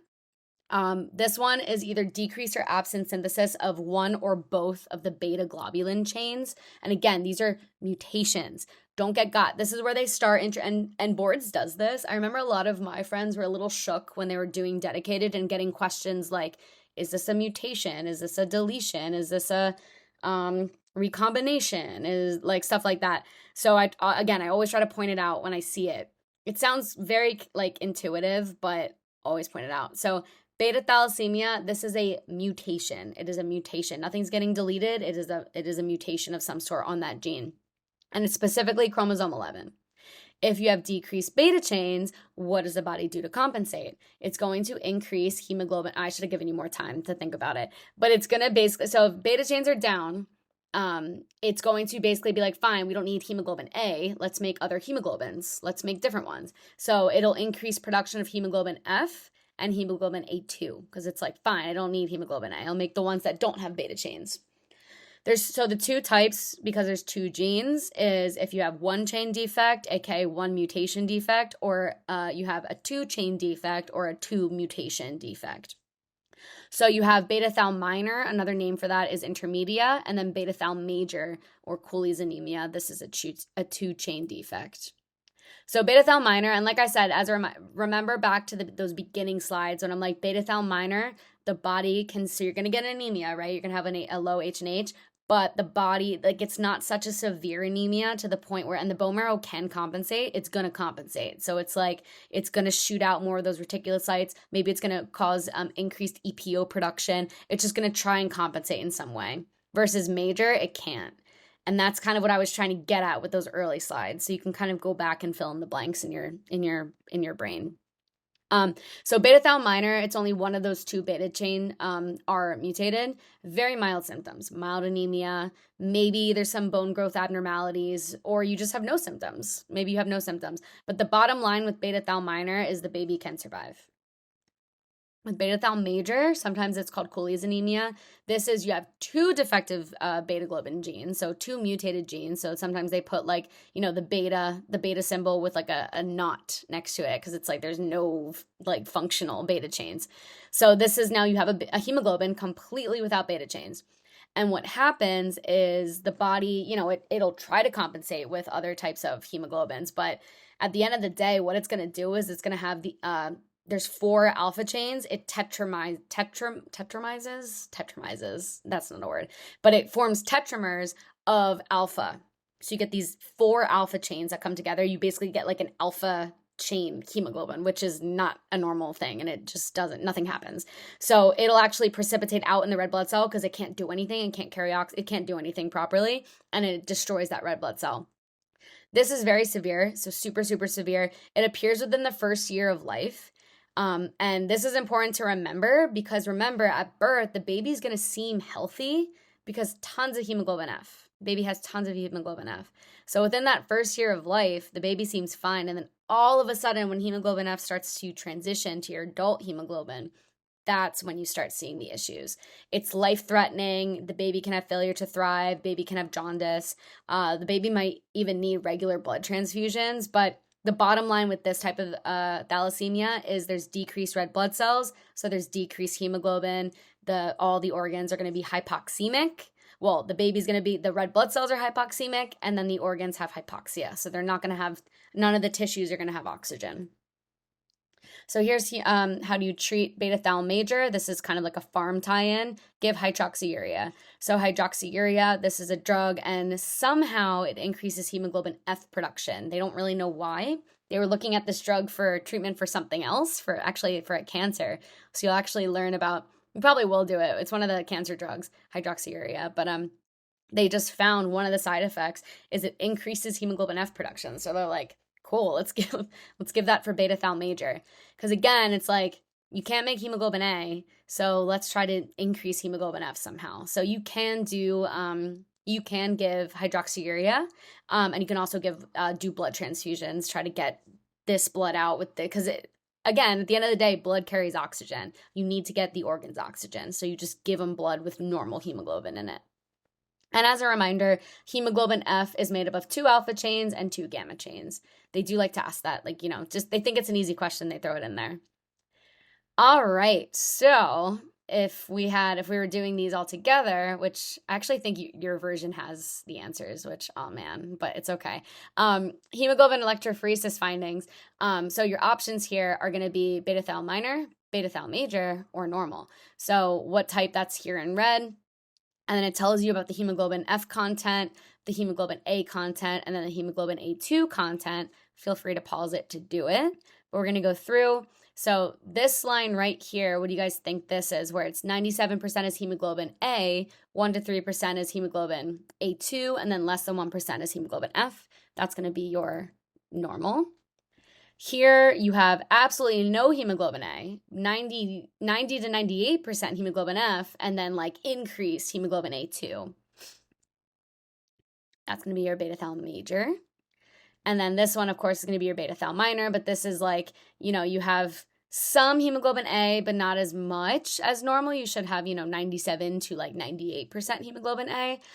This now you're having, or even like 99%, but now you have a little bit less hemoglobin A, a little bit more hemoglobin A2, and then a little bit more hemoglobin F. This is your beta thal minor. And again, like I said, this is the body just trying to compensate for it, for the minor. Major, it's really hard to compensate for. You have to like really try to induce this within the patient.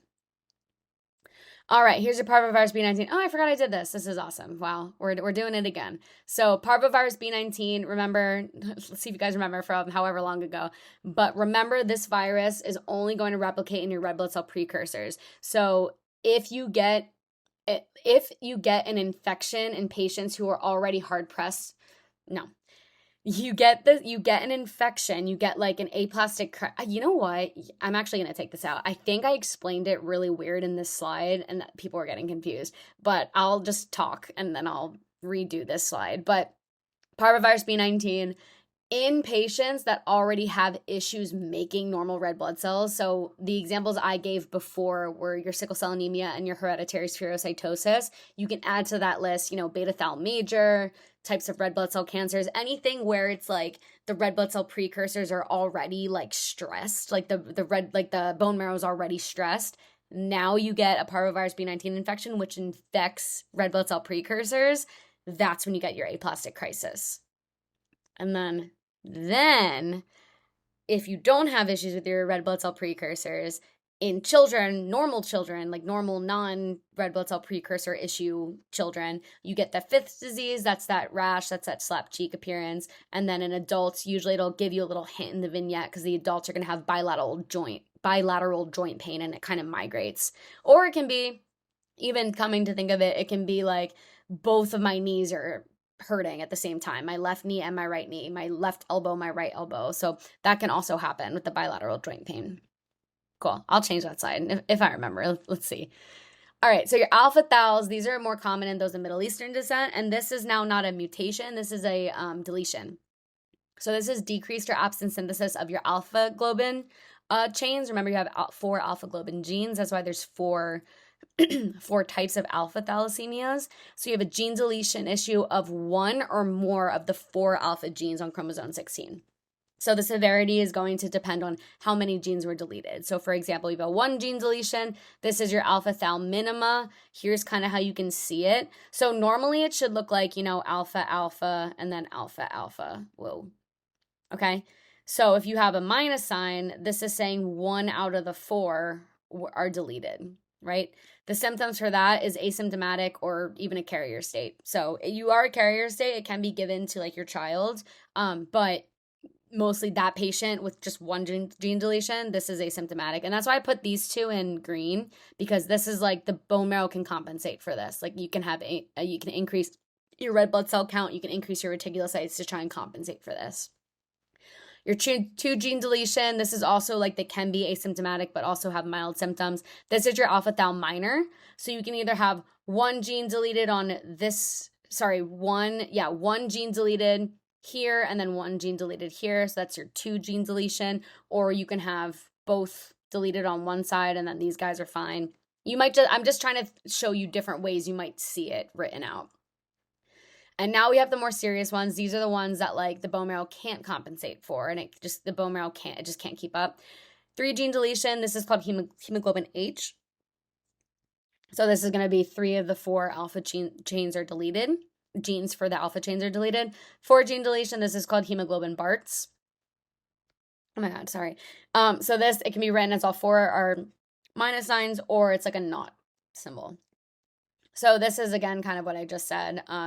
But remember, hemoglobin H is your 3 gene deletion, and then hemoglobin Bart's, this is your very serious. This causes hydrops fetalis as well. Something I wanted to point out here is with hemoglobin H disease, it's very symptomatic. You get a hemolytic anemia and a microcytic anemia, as well as splenomegaly. And my tie-in question here is why splenomegaly? But I probably didn't write the answer. No, I didn't. So why do you see splenomegaly here? Because it's basically these red blood cells that are hemolyzing, that are getting destroyed. It's removing these red blood cells. Because remember, once you get 4, it tetramizes out of the cell. Here, it's going to notice the abnormal red blood cell, and it's going to remove it. The spleen's going to remove it. So you get like this hemolytic anemia, this extrinsic anemia. The spleen's going to start removing, and then it gets bigger.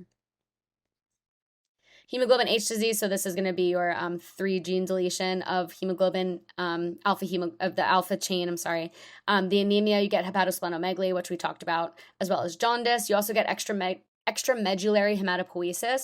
You might see this also called frontal bossing. Frontal bossing just means like the frontal bone is going to protrude forward, because I didn't really talk about where like the red blood cells are produced within the body, or within the bone, within the bone marrow. So a lot of the times it's the long bones. So it's the long bones where you have that red blood cell maturation happening. So let's say your body's stressed and you need more red blood cells. Those long bones are going to kick in. But something like this, where it's like a very severe anemia, the long bones are already kicking in, but now it kind of gets any other bone it can possibly get. So like this bone here, the frontal bone, long day. So the frontal bone of the skull, that usually doesn't participate in red blood cell stuff, but it can now, and then it expands because now it's actually undergoing active production of red blood cells now. The symptoms are going to appear early in life. It's very serious right away. But usually, again, you're going to wait until that hemoglobin F kind of dies off. Well, not dies off, but transitions. And then if you were to do a hemoglobin electrophoresis, this is an abnormal hemoglobin. It's very easily oxidized. So with oxidant stressors, it can be very, very easily oxidized. And you can think about this because if you do a hemoglobin electrophoresis, it travels very, very fast. So here is your hemoglobin H all the way down here. And normally we should really only have A. So your normal control, right? It should really only have A primarily, 98%. A2, there should be like a little bit. And then F, there really shouldn't be any, less than 1%, right? So if your patient, and you can look at these migration patterns to see what type of hemoglobin this patient has. So they'll talk about hemoglobin electrophoresis findings. But if it says like 1 goes all the way to the other side, that's hemoglobin H. And that's like your 3 gene deletion of the alpha chains. Hemoglobin Bart's, this is, it causes hydrops fetalis in utero, but this is your tetramer of gamma chains. So now it's like there's no alpha, right? So did I talk about that here? Sorry. Oh yeah, I'm so sorry, I did not even mention. So with hemoglobin H, that's what I wanted to say. With hemoglobin H, 3 of the alpha chains are deleted. Well, 3 of the genes for alpha chains are deleted. So the body tries to compensate, and it's like, how can I maybe compensate? I'd have no alpha chains. So it tetramizes, again, I don't know if that's a word, but it tetramizes beta chains. So hemoglobin H is a beta chain tetramer, okay? Hemoglobin Bart's is a gamma chain tetramer. So now we have a tetramer of gamma chains. This is after a 4 alpha gene deletion. This is not compatible with life at all, having 4 gamma chains, and it causes hydrops fetalis. And it causes basically hydrops fetalis. Like I said, I talked about it in immuno, and then briefly with the parvovirus B19. But what it basically does is you get this hemolytic anemia in utero. So as the baby is as the fetus is still in mom, baby can't manage fluid. It's going to start accumulating. That's why everything gets swollen. And unfortunately, only 20% survive to delivery, but most are actually delivered as a stillborn. It's really, really, hydrops fetalis is not good. Okay, and then okay, so that was the thalassemias. And then anemia of chronic disease is really interesting. It's mostly presents as a normocytic anemia. Okay, so I decided to talk about the normocytic anemias, but I did want to make like this side note that anemia of chronic disease can still present as a microcytic anemia. All right, so the normocytics, these are actually my favorite. I love normocytic anemias. They're so interesting because the normocytic anemias, if you think about it, it's like the issue here, it's like there can't be a problem with production of the chains or of the red blood cell because they're normal sized. So the production is fine. So what's going on? Why does the patient have an anemia?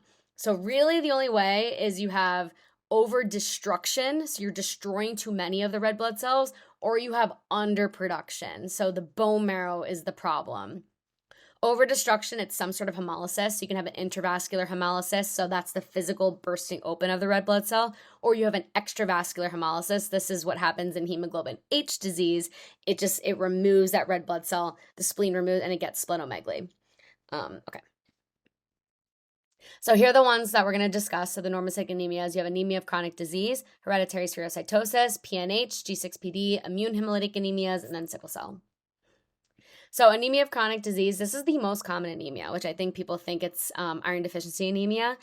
This is an anemia associated with inflammation. So this is a really interesting anemia in my opinion. So think anyone with chronic inflammation. So patients with autoimmune diseases, patients with cancer, anyone that has chronic inflammation can get anemia of chronic disease. I mean, it's in the name, right? You have a chronic disease. You have an anemia caused by a chronic disease. And the problem here is there is lack of availability of iron. That's what causes. And you can kind of see why it would make sense that this would then be like a microcytic anemia. If iron's not there, you can't make the red blood cells properly. But sometimes it presents as a normocytic. It kind of, it's one of those things where it's like you can't rule it out if you see a 70 femtoliter size red blood cell or a 90 femtoliter size red blood cell. You can't rule out anemia of chronic disease. Definitely won't be big though. It's either going to be small or normal. So basically, what happens with anemia of chronic disease is you have tons of iron. It's there. You have tons of it within the cells. But think of it as it's being locked away in a safety deposit box. So the body literally takes all of its iron and it stores it. It's like a treasure. It's like, I'm not letting anyone use this. No one's using this iron. I'm storing it in my safety deposit box. So I kind of, to explain it, like think of this like the body. So your body thinks there's an infection because there's chronic inflammation. So the immune system's like, well, wait a second. Inflammation means that, well, I'm sorry, not the immune system, but the body's like, wait a second. Inflammation means that there's an infection. So the body's like, I don't want the microbe using all of this iron. So it thinks it's like hiding. It's essentially like the body trying to outsmart a microbe that's not there. So it's the one instance that we are unable to outsmart the microbes, which we actually really never outsmart the microbes, to be honest. But this is an example where the body thinks it's getting one up on the microbes and it just doesn't. So it thinks there's an infection because there's chronic inflammation. So it's like, you know what? I'm going to take all the iron I have and I'm going to just store it. And the reason I'm emphasizing this so much is like the iron studies are really weird with anemia of chronic disease because there's tons of iron, but it's almost like the anemia is like there's a lack of iron. And you're like, why is this happening? Like, you're like, there's plenty of iron around. Okay. But it's trying to like, the body's trying to not let the secret bug that's not really there, the fake imaginary bug microbe. It's like, I don't want you to use the iron, so I'm going to store it. Okay. So what happens here is microbes, I keep calling them bugs, but microbes, they increase their reproduction. They're able to reproduce as nicely as they are with iron. So the more iron they have, the more they're able to reproduce. And remember, with these microbes, their whole goal is to just reproduce. They just want to like take over the whole body. So in anemia of chronic disease, the body assumes the chronic inflammation is caused by a bacterial infection. So the object is to keep the iron away from the bacteria. But unlike in iron deficiency anemia, there's now with anemia of chronic disease, there's tons of iron. It's just stored and it can't get out. Okay, so you can already see like the questions, the vignettes, like comparing and contrasting iron deficiency anemia with anemia of chronic disease. That's a really big difference between the two. Is iron deficiency, there's not iron, it's literally iron deficiency anemia. Anemia of chronic disease is it's acting like there's no iron, but there's tons of iron, okay? And that's what I also mentioned. This is why it can also be considered a microcytic anemia, because if it goes on, if this process goes, if the body's storing away the iron and hiding it for too long, now it can actually act like an iron deficiency anemia. You can start decreasing heme synthesis, and then the red blood cells will start to get smaller. Okay. And then kind of like what's a unique feature with anemia of chronic disease? Anemia of chronic disease, you're going to see increased hepcidin release from hepatocytes. And I believe I talked about hepcidin in back in one of the immuno lectures. This is considered an acute phase reactant. And remember, acute phase reactants get released during times of inflammation. The liver synthesizes them and releases them, right? Those are what acute phase reactants are. During inflammation, the liver's like, here you go. Here's like signals that there's inflammation occurring. So hepcidin is one of those acute phase reactants. It gets released from the hepatocytes. It gets released from the hepatocytes and then you'll kind of see from this chart here, where is it getting released? Where are you, hepcidin? All right, here's your hepatocyte. It's releasing hepcidin here, and then you can see all the thing that it's trying to do. It's basically trying to stop iron from being released. It wants iron to stay stored within the cells.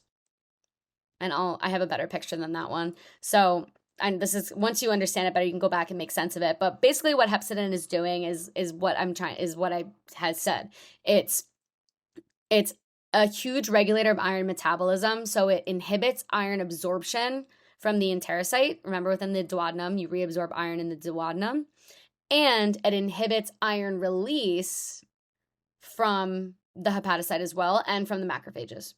So we're not allowing iron to leave the hepatocytes or the macrophages, and you're also blocking reabsorption of iron. Because remember, the whole goal of hepcidin and anemia of chronic disease is we don't want the bacteria to get all this iron that's around. So we're just going to keep it stored away within the cells. It's safe there. No one can touch it there. Okay? So basically, how would this look with lab tests? And again, I'm trying to get you guys to the point of comparing and contrasting iron deficiency anemia and anemia of chronic disease. So you can pause it, do this on your own, but just to keep things moving. With iron deficiency anemia, the serum iron obviously is low. It's right, iron deficiency anemia. With anemia of chronic disease, what's serum iron? It's also decreased. You know why? Because it's stored. It's stored within the cells. It's not letting it get pumped out into the blood. How about TIBC? I didn't really talk about TIBC, but I always explain TIBC as like the capacity of transferrin to bring iron around. So it's like a good indication. I always think of it as it's like a potential to carry iron. So I think it's a good way to explain it with iron deficiency anemia. It's going to be elevated. So TIBC is elevated in iron deficiency anemia. Because if you think of TIBC as like a car, it's a really silly mnemonic, but but this is the best way. I actually explained this like, I think probably when I was like tutoring my little or something, like as a second year, I explained TIBC like this because she just was not understanding it. which it's hard. It's very hard. So let's say this is like transferrin or something. Remember, transferrin's like your car carrying around iron throughout the blood. And there are these like little docking sites on my car, on this transferrin car for iron. So if, let's say, all of the docking sites for iron are used up, so iron is bound to all of the docking sites on my transferrin car, the potential for this car to get any more iron and bring it is very low, super low, because there's no more room for any more iron. So it has a low potential to bring more iron because all of the iron is already bound to all of the docking sites. But let's say you have something like iron deficiency anemia, where there's not much iron around in the blood, it's not around. How this car is like, if it was a taxi, its light would be on. It's like, I have so much potential to carry people around. So TIBC would be up. So that's kind of how I explain TIBC is like, what's the potential of my transferrin car to carry iron around the blood? It'd be really high if it has empty iron slots or like the seats. It's probably the seats because it's a car, whatever. But you get the point, hopefully. So a lot of the times TIBC is going to be the opposite of what's going on in the blood. Okay. So with iron deficiency anemia, actually I want to I knew as soon as I said that I was going to regret it. It's not the opposite of what's going on in the blood. It's the opposite of what's happening with your ferritin. Okay? I should have done that first. Ferritin is your storage form of iron. So hopefully this will make sense with this result here. Ferritin is your storage form of iron. So obviously in iron deficiency anemia, ferritin is going to be low because iron's low across the board. In anemia of chronic disease, it's going to be high because remember, there's tons of iron stored. So there's tons of it stored. It just can't get out into the blood. That's why the serum iron is so low. TIBC and ferritin are always opposite.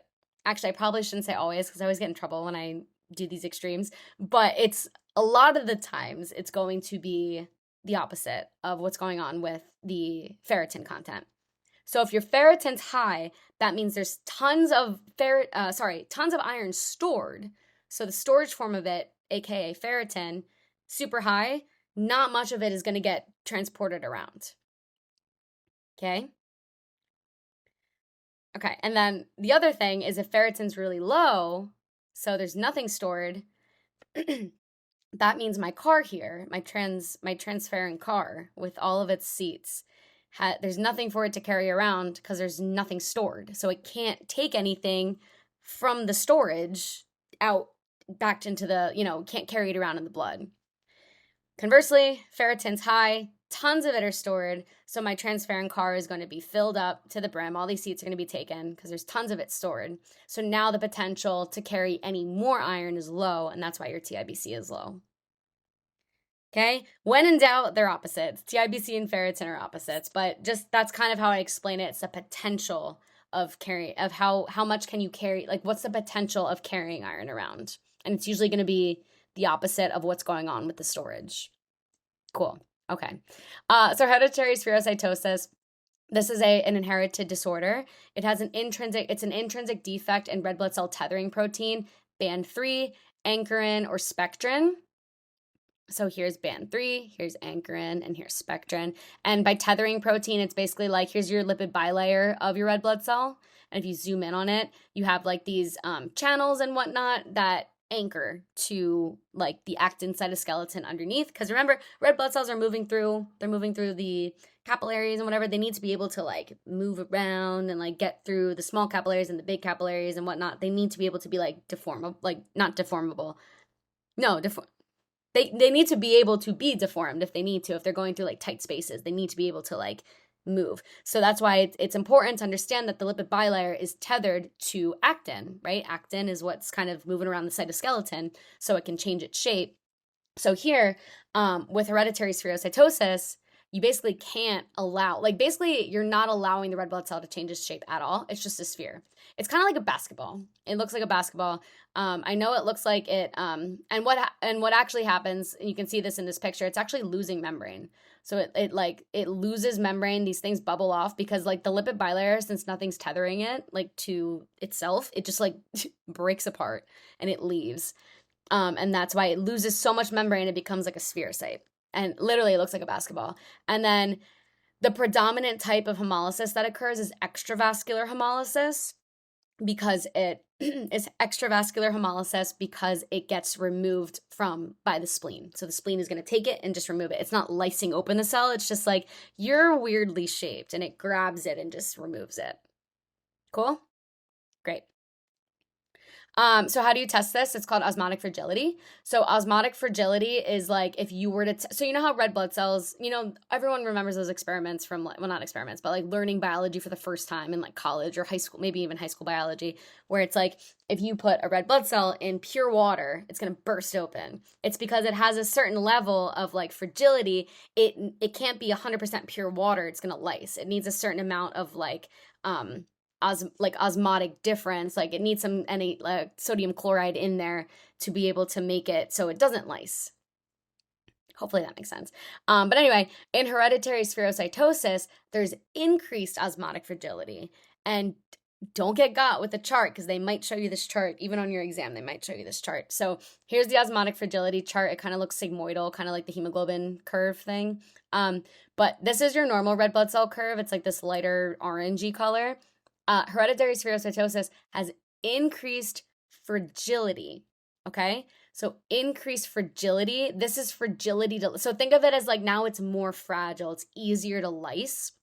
And if you look at the y-axis, this is percent hemolysis. So how much of it is lysing at what concentration of sodium chloride?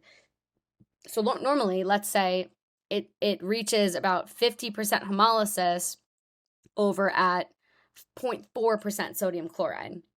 But now with hereditary spherocytosis, it reaches 50% hemolysis, and now it takes more osmotic pressure, more osmotic osmosis, more osmotic, pressure.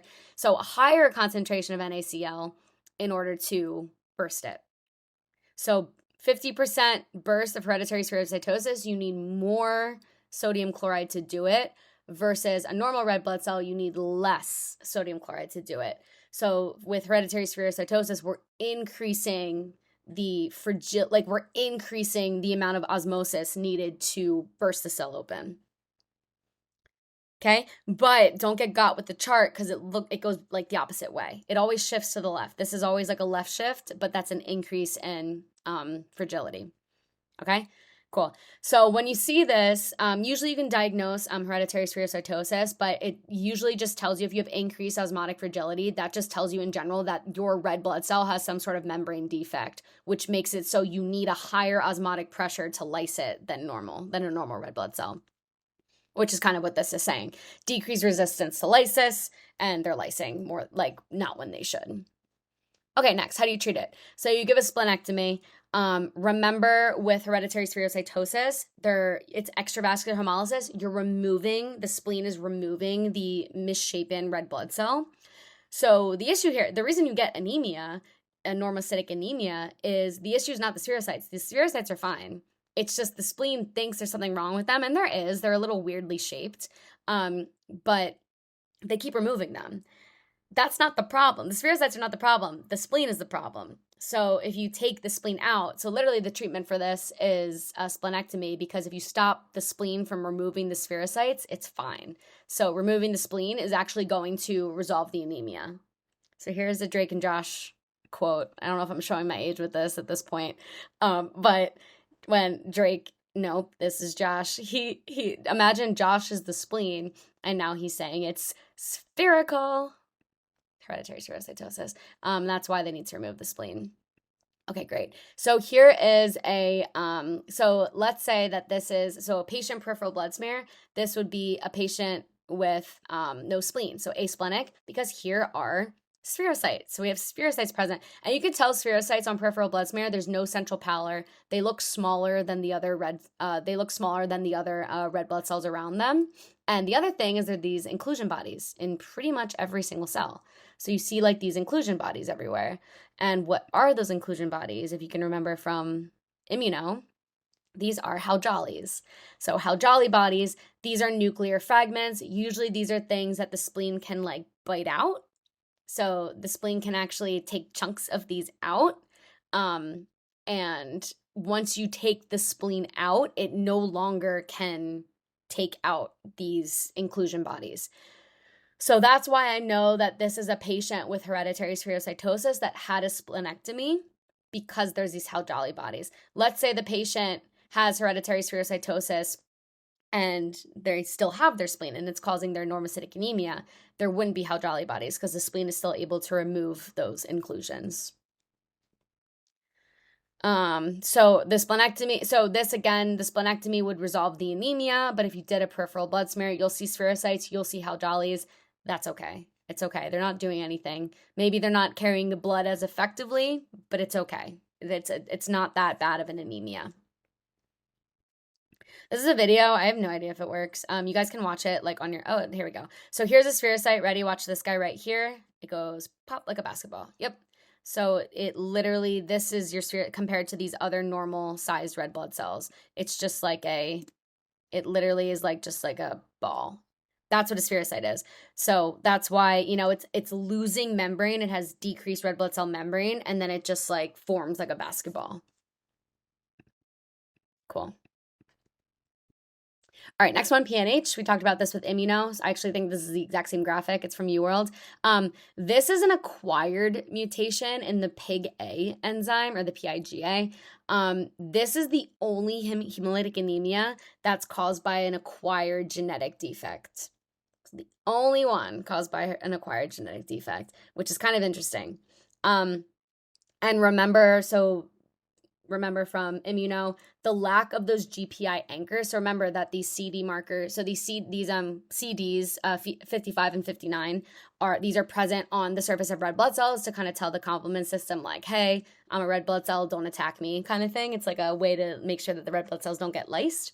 But they're anchored to the red blood cell membrane by these GPI anchors. So now, and again, CD55 is DAF, CD59 is MERL.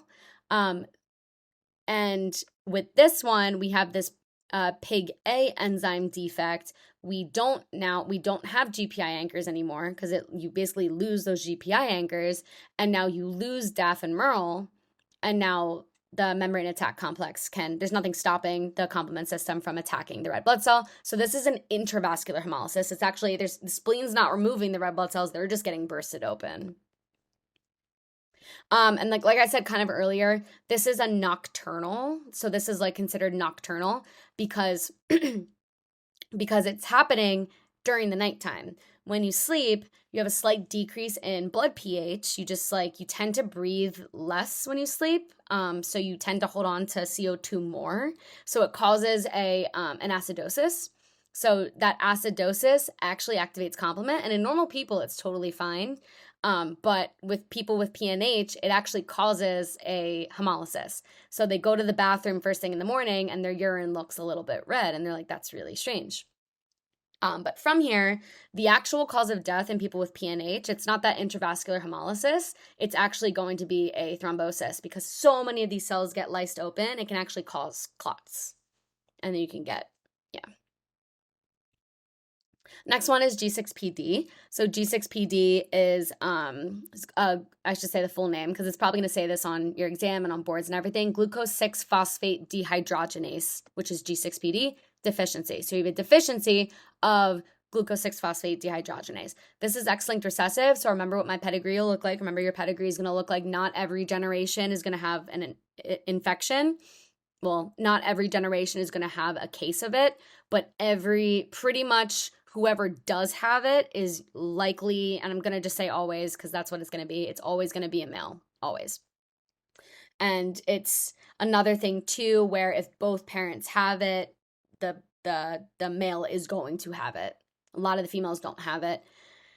Because remember, with recessive, you need both copies of the X, like the bad X gene to have it. Girls have 2 X chromosomes. It's really unlikely that they inherited both bad ones from mom and dad.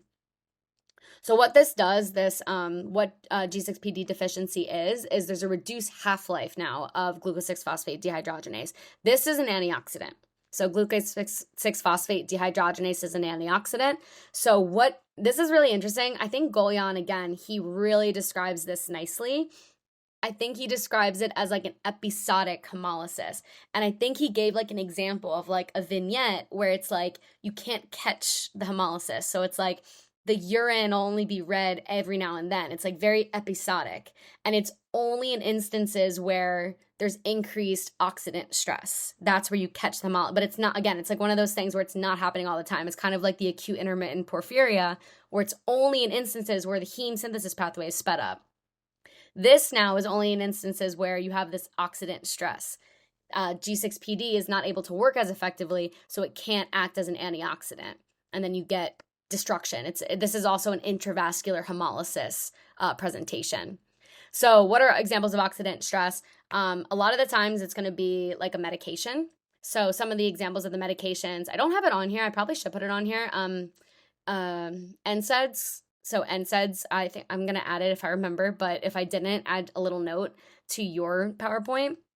NSAIDs can cause oxidant stress. Pre-Clin, this is an anti-malarial medication. Sulfa drugs, these are antibiotics. Dapsone is also another type of antibiotic medication. I think it is. And then INH, look, isoniazid, it's back. So we got isoniazid for metabolic acidosis. We got it for vitamin B6 deficiency, leading to a sideroblastic anemia. And now we have it for G6PD deficiency. Another thing that you can look for is fava beans cause increased oxidant stress. So if you have G6PD deficiency, you get hemolysis after having fava beans. And then like we talked about, you get intravascular hemolysis with this. So here's G6PD, and now the deficiency is it's not there, or it's just not working as well as normal. So you don't get, sorry, I keep forgetting I do all this stuff. You don't get NADPH, which is a huge antioxidant within the body. And then if you don't get that, you also don't get glutathione. So this is reduced glutathione, GSH, another big antioxidant within the body. Great. And that's like another thing that they can ask is like, if you don't have G6PD, you don't get NADPH. If you don't have NADPH, you don't get reduced glutathione.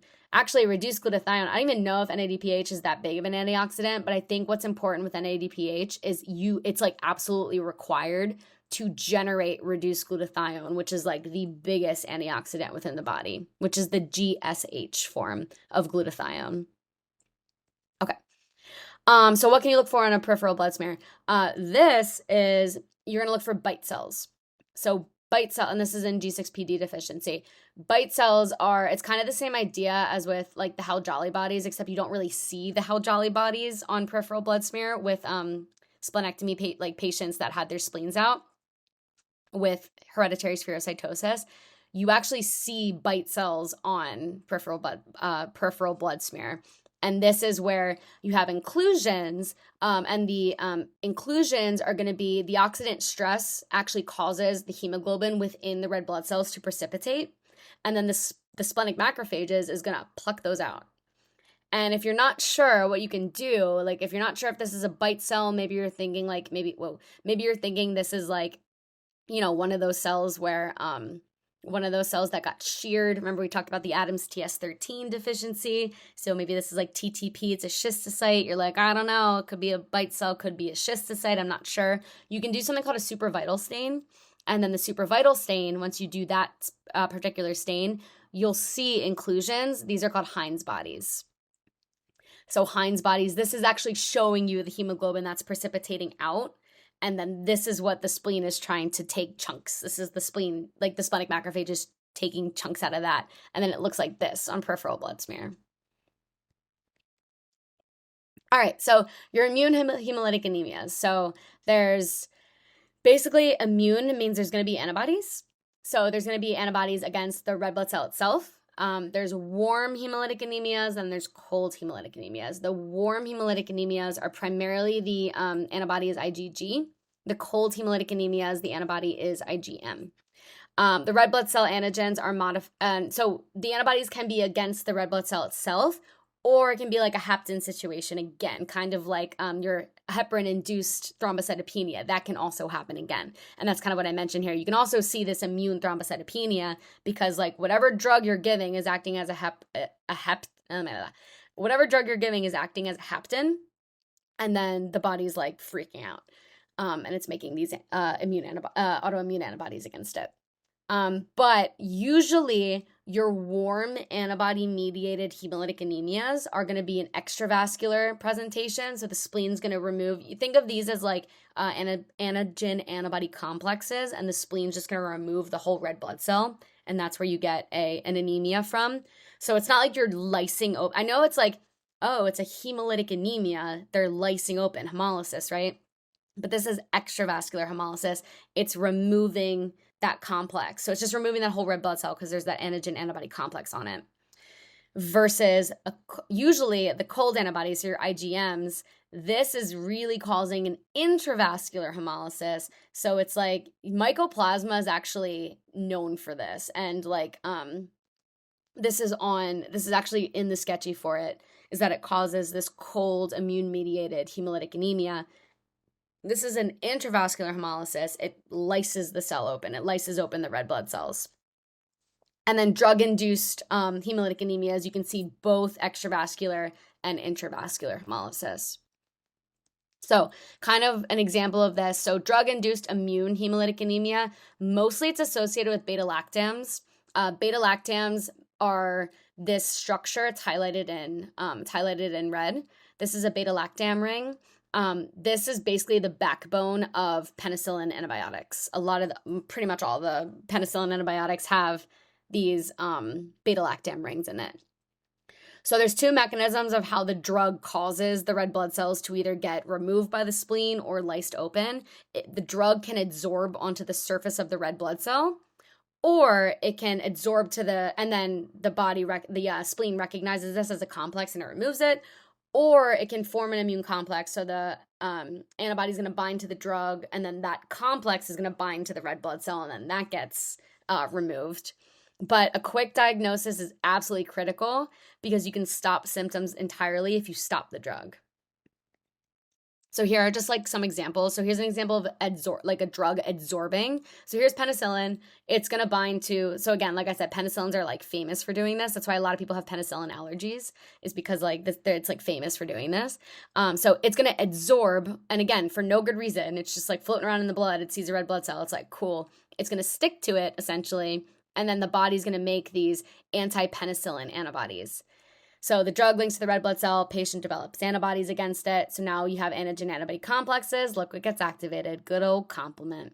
So complement gets activated, and now you have lysis. This is going to be intravascular hemolysis. So intravascular hemolysis, we're lysing this cell open. And so you'll see that there's going to be free hemoglobin in the urine because now you're releasing the contents of the red blood cell into the blood, which eventually makes its way down to the urine. And you can test for that. Versus extravascular hemolysis, which is going to be, you get this complex, you get this antigen antibody complex, and now just the spleen is going to see that and it's going to pluck it out and just remove it. So both cause anemia. Both are going to cause decreased hemoglobin and hematocrit counts, but one is physically lysing the cell open, and then the other is just causing the removal of the red blood cell. Immune complex formation, this is going to be, it's pretty much the same thing. It's just like, instead of the drug going on to the red blood cell first, now you get the immune complexes first, and then that adsorbs onto the red blood cell. You get complement or you get removal by the spleen. So drug-induced immune thrombocytopenia. So this is DIIT. It's, again, very similar to HIT.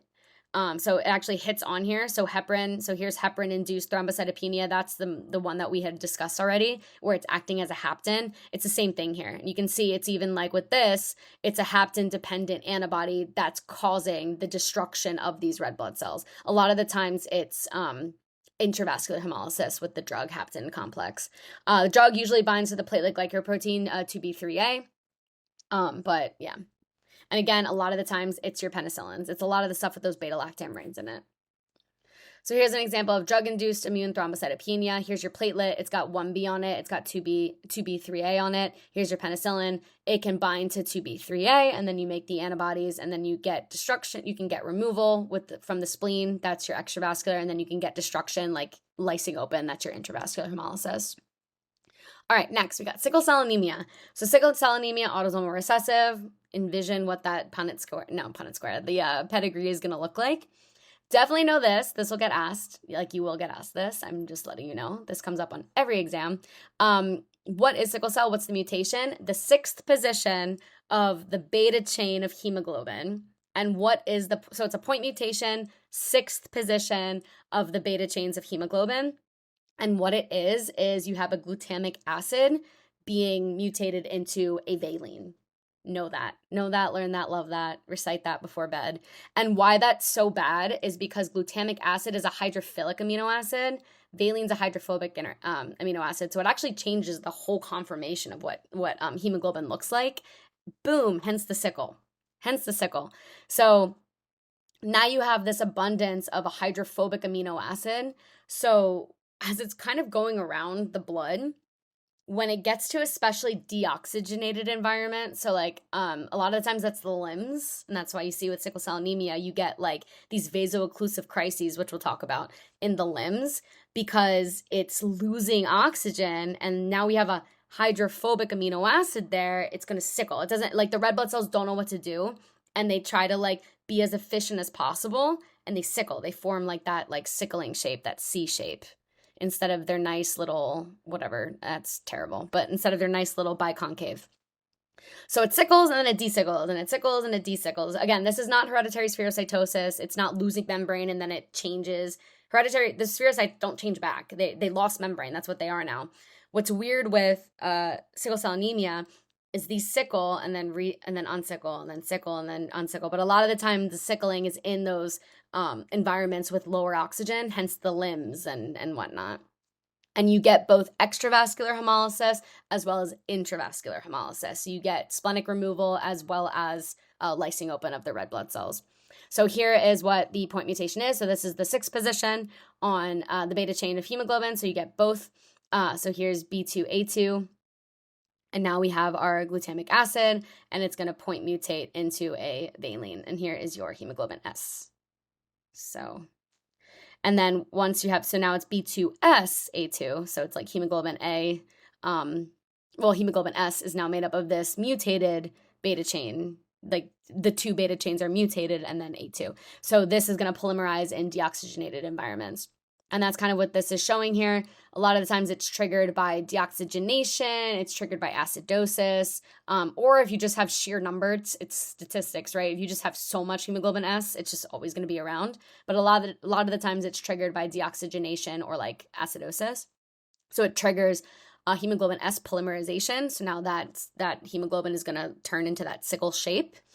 So now what's going to happen is the red blood cell is going to become very rigid. That's your vaso-occlusion, which we'll talk about. It's also going to prompt the hemolysis of it, and then you get this anemia, and that's why you get enormocytic anemia with sickle cell anemia. And then you get that eventually tissue hypoxia, and that's what causes the pain and the death as well. You can get the acute chest, usually kills people with sickle cell. So this is what the sickled red blood cells look like. You can see, so it literally looks like a sickle shape. Here's a good one here, and they're all over this slide. They're like literally everywhere in this. So these are all sickled cells, but at any given time, and a lot of the times they won't do that. They won't be tricky like that, where it's like they'll give you a smear and the patient has sickle cell anemia and there's no sickled cells. They won't do that to you. So if you see a peripheral blood smear and you see, I actually think they gave a question on my exam, at least second year, where they gave a peripheral blood smear and it looked like this. Like there was tons of sickles, and I'm like, and then it asked the question about, I'm like, this is too easy. I'm like, something's going on. But no, it's like, if you see sickled red blood cells on the blood smear, it's sickle cell anemia. You can answer the question as such. So this is vaso-occlusive crises. Let's see what I got here. Yeah, so this is what happens with vaso-occlusive crises. So here's a sickle. It basically is like that shape is not very good at getting through capillaries and stuff. And it actually, like, they just kind of start stacking up on each other like that. And then eventually it forms a thrombus. So you can see that one gets in there and then it just kind of boom. So now that capillary is completely blocked of any other blood flow getting like red blood cells getting there, because even though these blood cells are like weirdly shaped and their oxygen carrying capacity is not as good as normal red blood cells, they're still carrying oxygen. But once they cause like blockage, and again, usually this happens towards like the deoxygenated areas, you can get the vaso-occlusive crises, and that's like very painful for people. And usually it's like in their limbs, they have a lot of pain. So here's vaso-occlusive crises again. So here's your red blood cell. It's normal. It looks normal. Some trigger deoxygenation, acidosis, something like that. What happens here, like physiologically, what causes the sickling is you get an influx of calcium, which is going to induce cross-linking of the membrane proteins and allows for efflux of potassium and water. And look at that, I even gave you a reference. So this is what Satar is kind of mentioning in chapter 1 of Pathoma when he's talking about, I think he just gives like his introduction to path type of thing. But that's what happens. Calcium comes in, potassium and water floods out, and that's what allows that shape to kind of develop. From here, it can become eventually irreversibly sickled. I mean, if you go through this process enough of sickling on sickling, sickling on sickling, sickling on sickling, that membrane gets damaged. And now it's like if it's irreversibly sickled, you get hemolysis. But here, once it comes back to an area of oxygenation, now it can go back to a normal looking red blood cell, but of course it's like wear and tear because it's like I went through this process. So now it's like it keeps going around and around and around, additional cycles of oxidation, deoxygenation, blah, blah, blah. This cell, so after it unsickles, so now this cell down here, it unsickles because it went back to oxygen. It's going to now undergo another period of deoxygenation, which is kind of what I just showed you, that vaso-occlusive crises, the prolonged transit time, it's going to get stuck within the capillaries and whatnot. And then boom, you get that microvascular occlusion, and that's what causes like the pain. But death with sickle cell is typically going to be either acute chest syndrome, which I just kind of mentioned briefly, is like it's basically where you get a vaso-occlusive crises in the capillaries within the lungs, and then you die. You get like a pulmonary infection. You just can't fight off anything anymore, unfortunately. So usually they die of acute chest syndrome, or like throwback to immuno, you can get so patients with sickle cell, it's interesting. It's called, they have functional asplenia. I don't know if you guys remember that meme that I had up for sickle cell for immuno, but it's like the cell, it's like the cell says sickles, and then the spleen says, I think I want to die. Because what happens is like you get functional asplenia, meaning like the spleen's there, it's there, you still have a spleen, but it just doesn't work anymore because it's just constantly removing these cells. It's like this, so that's like the extravascular hemolysis that occurs with sickle cell. It sees these misshapen red blood cells and it's like, and it takes them and removes. It's doing that constantly. You do get a degree of intravascular hemolysis right here in case like the cell gets irreversibly sickled. It just gets lysed. But the spleen is still removing every sickled cell it can find. And eventually, so they call it functional asplenia because it's almost as if like there is no spleen. It's almost as if you have no spleen. So you can die from infection with an encapsulated organism. So hopefully you guys remember the main three. But this is what, and then eventually, if this happens long enough, the spleen can just auto-infarct. It can just die on its own. And you can see like this spleen, this does not what a spleen should look like. Spleen should look like nice and circular and like small. But this is like a spleen that's been through it. Okay. So this is how you diagnose sickle cell anemia. You can do another type of hemoglobin electrophoresis, specifically looking for hemoglobin S. So here's hemoglobin S. Hemoglobin A should be up here, all the way to the top.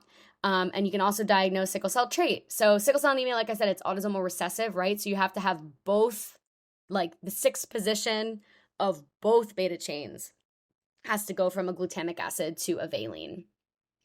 So you can have one of them, that's your sickle cell trait. So you're a carrier for sickle cell anemia. But if you have both copies, that's your sickle cell anemia. You have primarily all hemoglobin S. You have no A whatsoever. treatments, you can actually give, where is it? You can actually give hydroxyurea. So like I said, I was going to talk about hydroxyurea. So hydroxyurea, you can give it for cancer, or you give it for beta thalassemia. You can give it for beta thalassemia minor. You make more hemoglobin F. Same thing here. You can give hydroxyurea to make more hemoglobin F. Hemoglobin F has nothing to do with the beta chains. So you can just give more of it. I mean, it's not great. It still really holds on to oxygen really, really intensely. But you can still give this to increase the production of hemoglobin F levels. So it's kind of like the same thing with like with what it's doing with beta thalassemia. But it's just so funny that this is like a cancer treatment. They're like, let's give it for sickle cell anemia and beta thalassemia. So this is your summary. It's a pretty good summary. So you go from hemoglobin A to hemoglobin S. Remember, it's both copies. It's autosomal recessive. Your red blood cells, once they're in areas of reduced oxygen tension, it's going to cause sickling. And then once they're sickling, you can have intravascular hemolysis because once, the membrane gets damaged enough, they're tagged for destruction. So they get lysed. So this is like your intravascular hemolysis that occurs and an anemia, as well as splenic pooling. This is extravascular hemolysis. Before this can occur, or like at the same time that this is occurring, these sickled red blood cells can cause a vaso-occlusive crisis, which can cause ischemia. A lot of the times it can happen in any organ, but the main one that's the issue is the lung, and that's you get your acute chest syndrome, and that's likely what causes death in sickle cell patients. But notice from this chart, it can be in anything. You can get kidney failure because you got a vaso-occlusive, you got ischemia of the kidney. You can get heart failure because you got ischemia of the myocardium. It can happen anywhere. The lung is the one that's the most common for sickle cell patients. They die of an acute chest syndrome just the most commonly. And oh yeah, a lot of people were asking when I do this PowerPoint where this is like where these graphics are from. During second year, I tend to use a lot more graphics from Robbins pathology. And if you guys don't know what Robbins is, you should really find the textbook. It's probably on your drive, but it's a really, really good path. It's like the Bible of pathology. Sitar basically is the shortcut of Robbins. I have a friend that's in path assistant school. She's like a pathology assistant. And she was like, oh, we're not allowed to use Pathoma. We're not allowed. We have to use Robbins. And everyone has a copy of Robbins. So this is the holy grail of pathology. Pathoma does cover it. He essentially uses Robbins to do his lectures. But I really highly, highly suggest the graphics I think they're fantastic. They're really, really good. So that's what a lot of these graphics are, especially my second, the PowerPoints that I developed for the second year students or for boards. I use a lot of Robbins. Okay, macrocytic anemias, we talked about these before, so hopefully we'll go through these really quick, but these are macrocytes. These are going to be really, really big red blood cells, greater than 100 femtoliters, or again, whatever the reference range is, higher end. And remember, another thing to look for on your peripheral blood smear are hypersegmented neutrophils. So these hypersegmented neutrophils, this is going to be another name for it. Yeah, so a hyperseg. This is going to be a neutrophil with more than 5 nuclei. That's hypersegmented. So macrocytic anemias, this is a DNA production issue. I actually think Dr. Sitar explains this very nicely. Why do we get bigger cells with a DNA replication essentially, or production? It's a DNA production issue. So he goes into it in great detail, but it causes what's known as a megaloblastic anemia. What you can see. So a macrocytic anemia, let me start over. So a macrocytic anemia, you can either have one of the causes can be a DNA production issue. Other causes can be chronic alcoholism or liver disease, okay? But if it's a DNA production issue, this is known as a megaloblastic anemia. A lot of people get confused. What's the difference between a macrocytic anemia and a megaloblastic anemia? Megaloblastic is almost like a subtype of a macrocytic anemia. And usually megaloblastic anemias are caused by a B9, folate, or B12 deficiency, vitamin B12. So your macrocytic, non-megaloblastic anemias, I had to put that on there for me to remember. But chronic alcoholism, they're not really sure why, but they think it has to do with acetaldehyde. So acetaldehyde is one of those byproducts of ethanol metabolism. This is what actually makes you feel hungover. This can actually induce red blood cell membrane changes. So they think maybe if you're chronically causing acetaldehyde to mess with your red blood cells, it's causing an issue with like the development of the DNA, like every time it replicates. Liver disease, they're also not sure why, but just things to look out for: chronic alcoholism, liver disease. You can have macrocytic anemias without a megaloblastic subtype. But the way more common are your megaloblastics. So this is where you basically can't make DNA. So the red blood cells can't divide because there's just not enough DNA present. So they stay big. Like I said, Dr. Sadar explains this very well. But that same concept of why the red blood cells are really big is the same reason why you get hypersegmentation of the neutrophils. It's the exact same reason. There's just not, they can't divide like these nuclei. They can't divide into their proper sizes because there's just not enough DNA present. It's the same concept. And what causes this is a folate deficiency or a vitamin B12 deficiency. So throwback to nutrition, but B9 is folate. This is used in the metabolism of homocysteine. It's absorbed in the jejunum. So remember iron fist, bro. This is fist. So this is the second part of the small intestine, which is the jejunum. It's found in green leafy vegetables. It's stored for about 4 months. It's really not stored that long. And deficiency is going to be alcoholics. Remember, like I said, when you start doing UWorld questions, you'll start seeing how they word things. And a lot of the times, if they're giving you an alcoholic in the vignette, they really kind of almost want you to immediately think like there's going to be a nutritional deficiency of some form, because it's like folate washes out super quickly. Vitamin B12, this is also known as cobalamin. No one really calls it that, just vitamin B12. But this is also used in the metabolism, homocysteine. It's absorbed in the ileum. So this is the bro in iron fist bro. This is found in, I say meats, but it's just animal products. I actually should change that. This is very not correct. It's animal products because it can be in milk, it can be in cheeses, but it is found in meats as well. Animal prods. So everything in this picture has vitamin B12 in it. So a lot of the any type of animal product. So meats, actually not everything in this picture, I'm sorry. But like milks, cheese, anything that comes from an animal. Let's just do that. So like milks, cheeses, eggs, beef, all that stuff. That is fish. That's all containing vitamin B12. This gets stored for years in the liver. This is like, remember when we were doing nutrition with the GI block, this is the only B vitamin that gets stored like in any capacity, but especially for as long as it does. It gets stored for a very, very long time. And the important thing to remember with this is you're going to see deficiency in someone that's a strict vegan. So very strict. They never ever get, they never have animal products for a very, very long time. So deficiency is going to be, so here's kind of what, okay. So I kind of went through the process of like how vitamin B12 causes this type of anemia.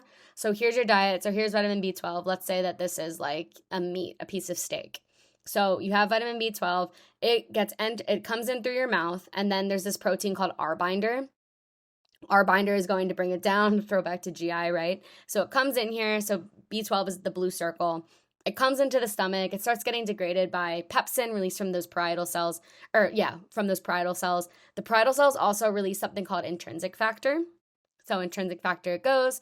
You have this B12 complex with R binder, and then here's intrinsic factor. And then it's going to make its way down to the first part of the second part of the small intestine. That's where the ampulla of Vater comes in from the pancreas. It releases those pancreatic digestive enzymes. And then it's going to basically remove R binder from vitamin B12. And now intrinsic factor is going to bind with vitamin B12. And now it gets to the ileum. And we know that vitamin B12, it's iron fist bro. And the ileum's the third part of the small intestine, so we know that this is where vitamin B12 is reabsorbed. So here's an ileal cell, so an enterocyte within the ileum. It's going to bind to intrinsic factor, and then this is how we reabsorb our vitamin B12. So this is vitamin B12 reabsorption. So there's R binder plays a role, there's intrinsic factor that plays a role, and it gets reabsorbed in the ileum. So the first thing is, I just said all of this. All right, so you guys can go back through this, but I tried to color code it to match it up to this Robbins graphic. Okay, great. All right, and then, so vitamin B12, so how do you get a vitamin B12? So folate deficiency, easy. It's like you have someone that's malnourished. Usually it's an alcoholic of some sort. vitamin B12 deficiency, you can either get impaired absorption. So let's say you don't have intrinsic factor. You needed intrinsic factor for the ileum to reabsorb it. So if you don't have intrinsic factor, or it's like you have a deficiency of intrinsic factor, this is known as pernicious anemia.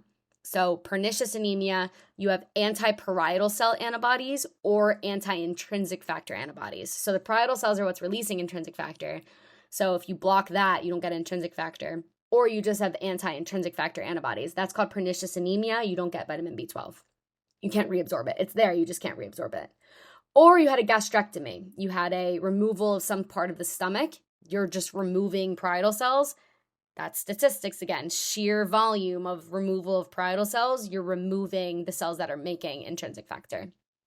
You can have a malabsorption state. I think I talked about this with nutrition whenever I talked about B12 deficiency. If you have Crohn's disease, Crohn's always affects the terminal ileum, right? That's like one of the things about Crohn's is it always affects the terminal ileum. You can't reabsorb vitamin B12 because the terminal ileum is inflamed and it's involved with Crohn's disease. Ileal resection. So like let's say you have Crohn's, you want to do an ileal resection to try and treat it. You do not get reabsorption of vitamin B12. It's the only place it gets reabsorbed. You have ileitis, inflammation of your ileum. This is from the fish tapeworm. I hate saying it, but it's Diphyllobothrium latum. This actually is present in sushi or raw fish. Will I stop having sushi? No, I will not. But I know if I ever get ileitis, it'll hopefully have been worth it. But you do get this fish tapeworm. Know this name because this does come up, but sometimes it's like abbreviated like D latum, but this is the fish tapeworm that causes B12 deficiency. Bacterial overgrowth and blind loops of bowel. Bacterial overgrowth in blind loops of bowel. This is known as blind loop syndrome. That is a tongue twister. So basically what this is showing is like you can have like these areas of bowel that have like, so like this is the actual like lumen of like the intestine. This is a blind loop. So it's like a cul-de-sac. Like it's just like it doesn't go anywhere. So bacteria can get in there and then it can overgrow, and then the bacteria can just take all the B12. They're like, cool, nutrition, and they just take it. So that's not good. So that's not ideal. So that kind of does what Diphyllobothrium latum does. It kind of just like utilizes all of that B12 before your body can reabsorb it in the ileum. And then finally, you can have patient on methotrexate or TMP-SMX. This is trimethoprim sulfamethoxazole. These are antibiotics. Methotrexate is a cancer drug, which we'll talk about. Cool. So that also decreases reabsorption of vitamin B12, both of these. Decreased intake, again, this is like you're a strict vegan for at least more than like 2 years, because vitamin B12 can be stored in the liver for a very, very long time. So this is like a strict vegan for a long time. It's not just like something they're trying for like a few weeks. This would have to be like for a longer period of time. B12 deficiency only. So if you're trying to decide, like, is this a folate deficiency or a B12 deficiency, don't forget about subacute combined degeneration. So this is like a neuro thing. So it's the SCD. I always highlight that because it tells you what's affected, what tracts are affected within the within the spinal cord. And then with B12 deficiency only compared to folate, you have high methylmalonic acid, which I'll explain on the next slide. But with subacute combined degeneration, again, only B12 deficiency, you're going to see the lesions are going to be the degeneration of white matter in the posterior columns as well as the lateral columns. And again, the S, C, and D, I always remember that's what the tracts it's taking out. So it's taking out your spinocerebellar tracts out here. So that's going to cause like an ataxia. So you're going to have like ataxic symptoms. But ataxia, not proprioception ataxia. You will see that because you do take out the dorsal columns. So you do lose proprioception, but you also lose like position sense, vibration sense, all that stuff. But you also get ataxia on top of it.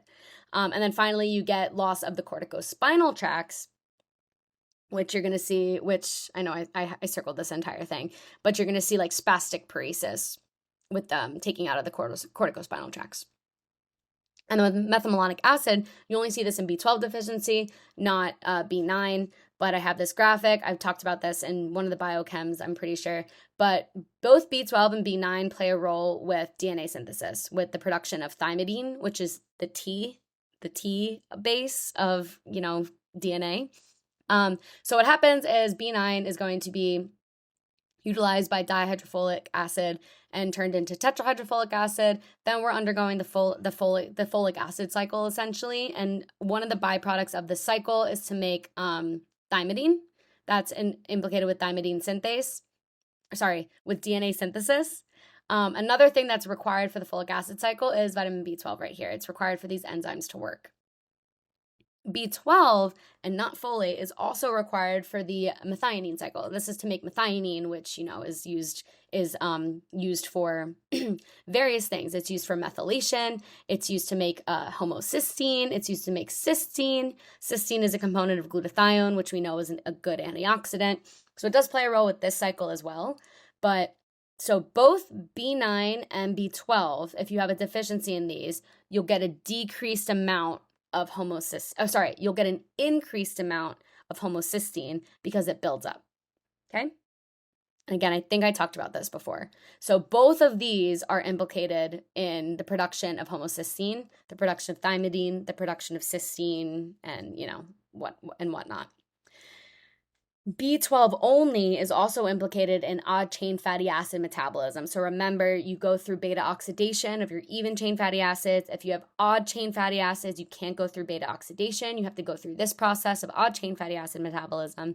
So you have this odd chain fatty acid, it's converted to propionyl-CoA, then it's converted to methylmalonyl-CoA, and then methylmalonyl-CoA is converted to succinyl-CoA, and now succinyl-CoA can go, it can get shunted back into the Krebs cycle. It can actually be utilized to make glucose, so it can go through gluconeogenesis. We also know that now succinyl-CoA is used to make heme, so there's a bunch of spots it can go, but B12 is required. It is absolutely required to convert methylmalonyl-CoA into succinyl-CoA, okay? So that's only B12, it's not B9. So kind of what are some things that can happen here is you can actually see if you have a B12 deficiency, this enzyme doesn't work.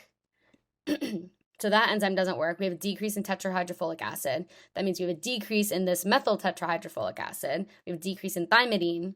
And DNA synthesis is affected, hence the megaloblastic anemia. You also have an increase in homocysteine because now it builds up, right? Because it's not able to be converted to methionine because there's no B12 here. And then finally, you also have this enzyme can't utilize B12. So you have an increase in methylmalonic acid. So this is B12 deficiency only. You get this increase in methylmalonyl-CoA. B9, do I have a slide for it? No.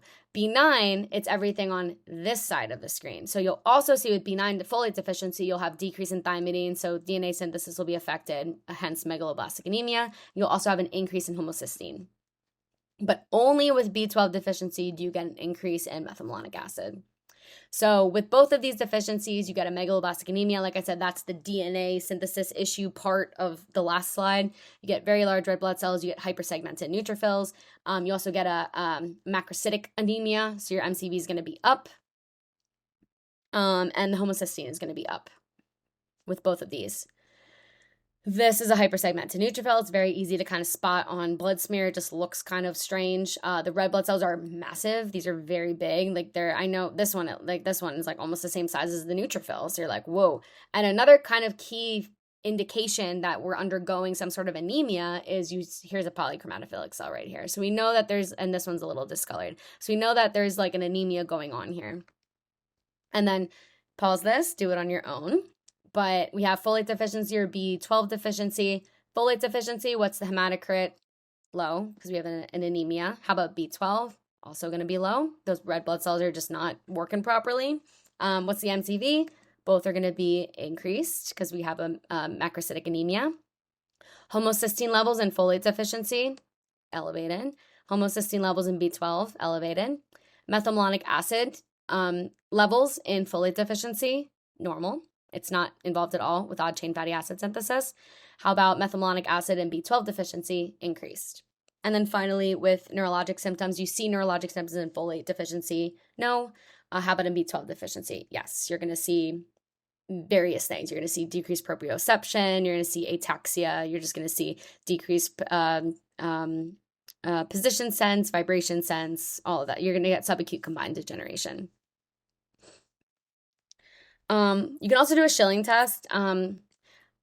Yeah, we'll go through this really quick. It's like the last thing. I know it's so long, so sorry. But I did add in, like, I knew I was gonna add in because I added in like an hour of slides in the beginning, but it's okay. So Schilling's test, sometimes they'll give you a Schilling's test, and because they know that people understand that yes, methylmalonic acid's high, and yes,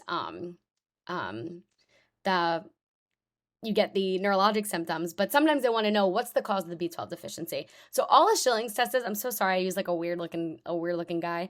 But a Schilling's test, basically what they're trying to do is like, let's try and, so you saw when I did the whole B12, like here's all the steps of where B12 gets like taken. So like from ingestion all the way to the parietal cells, all the way to the pancreas proteases, all the way to the reabsorption in the ileum. What part of Schilling's test basically tries to tell you, there's 4 stages that try to tell you, like, is this pernicious anemia? Is this, a pancreas problem? Is this a parietal cell problem? Is this an enterocyte problem down in the ileum? So that's kind of what this test does. So what they do is they give you radio-labeled B12. So here's this guy, he's going to ingest this. There he goes, going to ingest radio-labeled B12. He waits about like an hour. It doesn't take that long to reabsorb it. And then they're going to do an IM injection. So this is like eating. So that's normally where you get B12. You're going to eat it. But now you get an IM injection of non-radio-labeled B12. So just, you're not going to be able to see it, but you give that injection of B12. You do a 24-hour urine collection, and then you look at the results. So what's happening in the ingested B12, like what's happening with your ingested result? Like what's happening after you give ingested radio-labeled B12? So what it's going to do is it's going to combine with the intrinsic factor from the stomach produced by those parietal cells. It's going to produce, and then it's going to enter. Eventually, it's going to go all the way down and then be reabsorbed by the terminal ileum. Cool. Then it's going to be reabsorbed by the liver. Remember, it enters the portal vein. And then anything in excess is going to be secreted by the kidneys. So it's going to enter into the urine. So it'll be reabsorbed, but if there's anything excess, it'll come up in the urine. There it is. There it is. So anything in excess goes out to the kidneys, and you can see it in the test. So let's say that whole process took an hour to do. So now it should already be in the urine, right? Like it should already be, this radio-labeled B12 should already be in the urine even before you give that IM injection of the non-radio-labeled B12. So here's your IM injection of non-radio-labeled B12. It's going to go through pretty much nothing really. So you can't see this now because it's like, it didn't really get, you need intrinsic factor for it to get reabsorbed. What I'm trying to show here is like, none of this IM injection of B12 is going to get reabsorbed, by the intrinsic factor. It's not going to be reabsorbed by the liver, and then anything in excess is going to enter the kidneys. It's just going to all go into the kidneys. It's not going to combine with intrinsic factor. It just goes straight to the kidneys and leaves. Cool.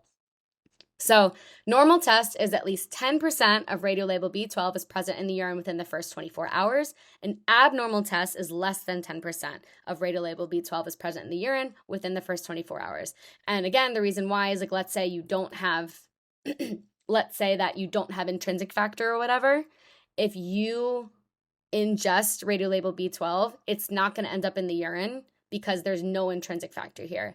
Let's say the pancreas is messed up and it doesn't do that whole R binder remover, and then it doesn't remove the R binder so that intrinsic factor can bind to it. It's not going to end up in the liver because it was never ingested by the terminal. It was never reabsorbed by the terminal ileum.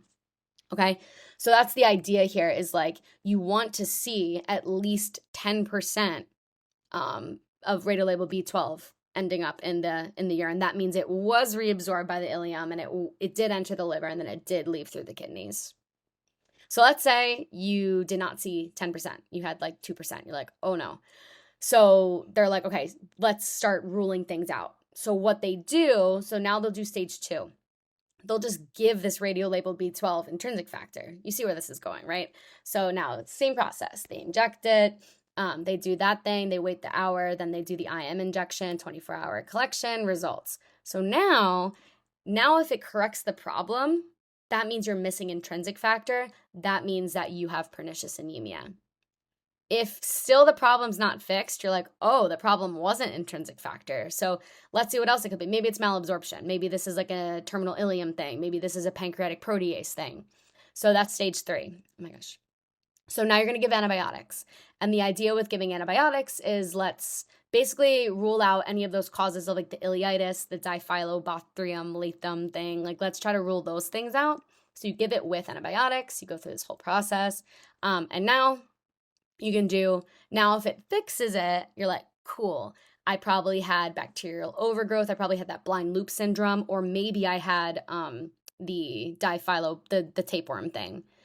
If still less than 10%, now you've gone through 3 times of this, now you're like, maybe this is a pancreatic cause. It's maybe the pancreatic proteases don't remove, maybe they're not functioning properly. They can't remove our binder off of my B12. So intrinsic factor can't bind it and I can't reabsorb it.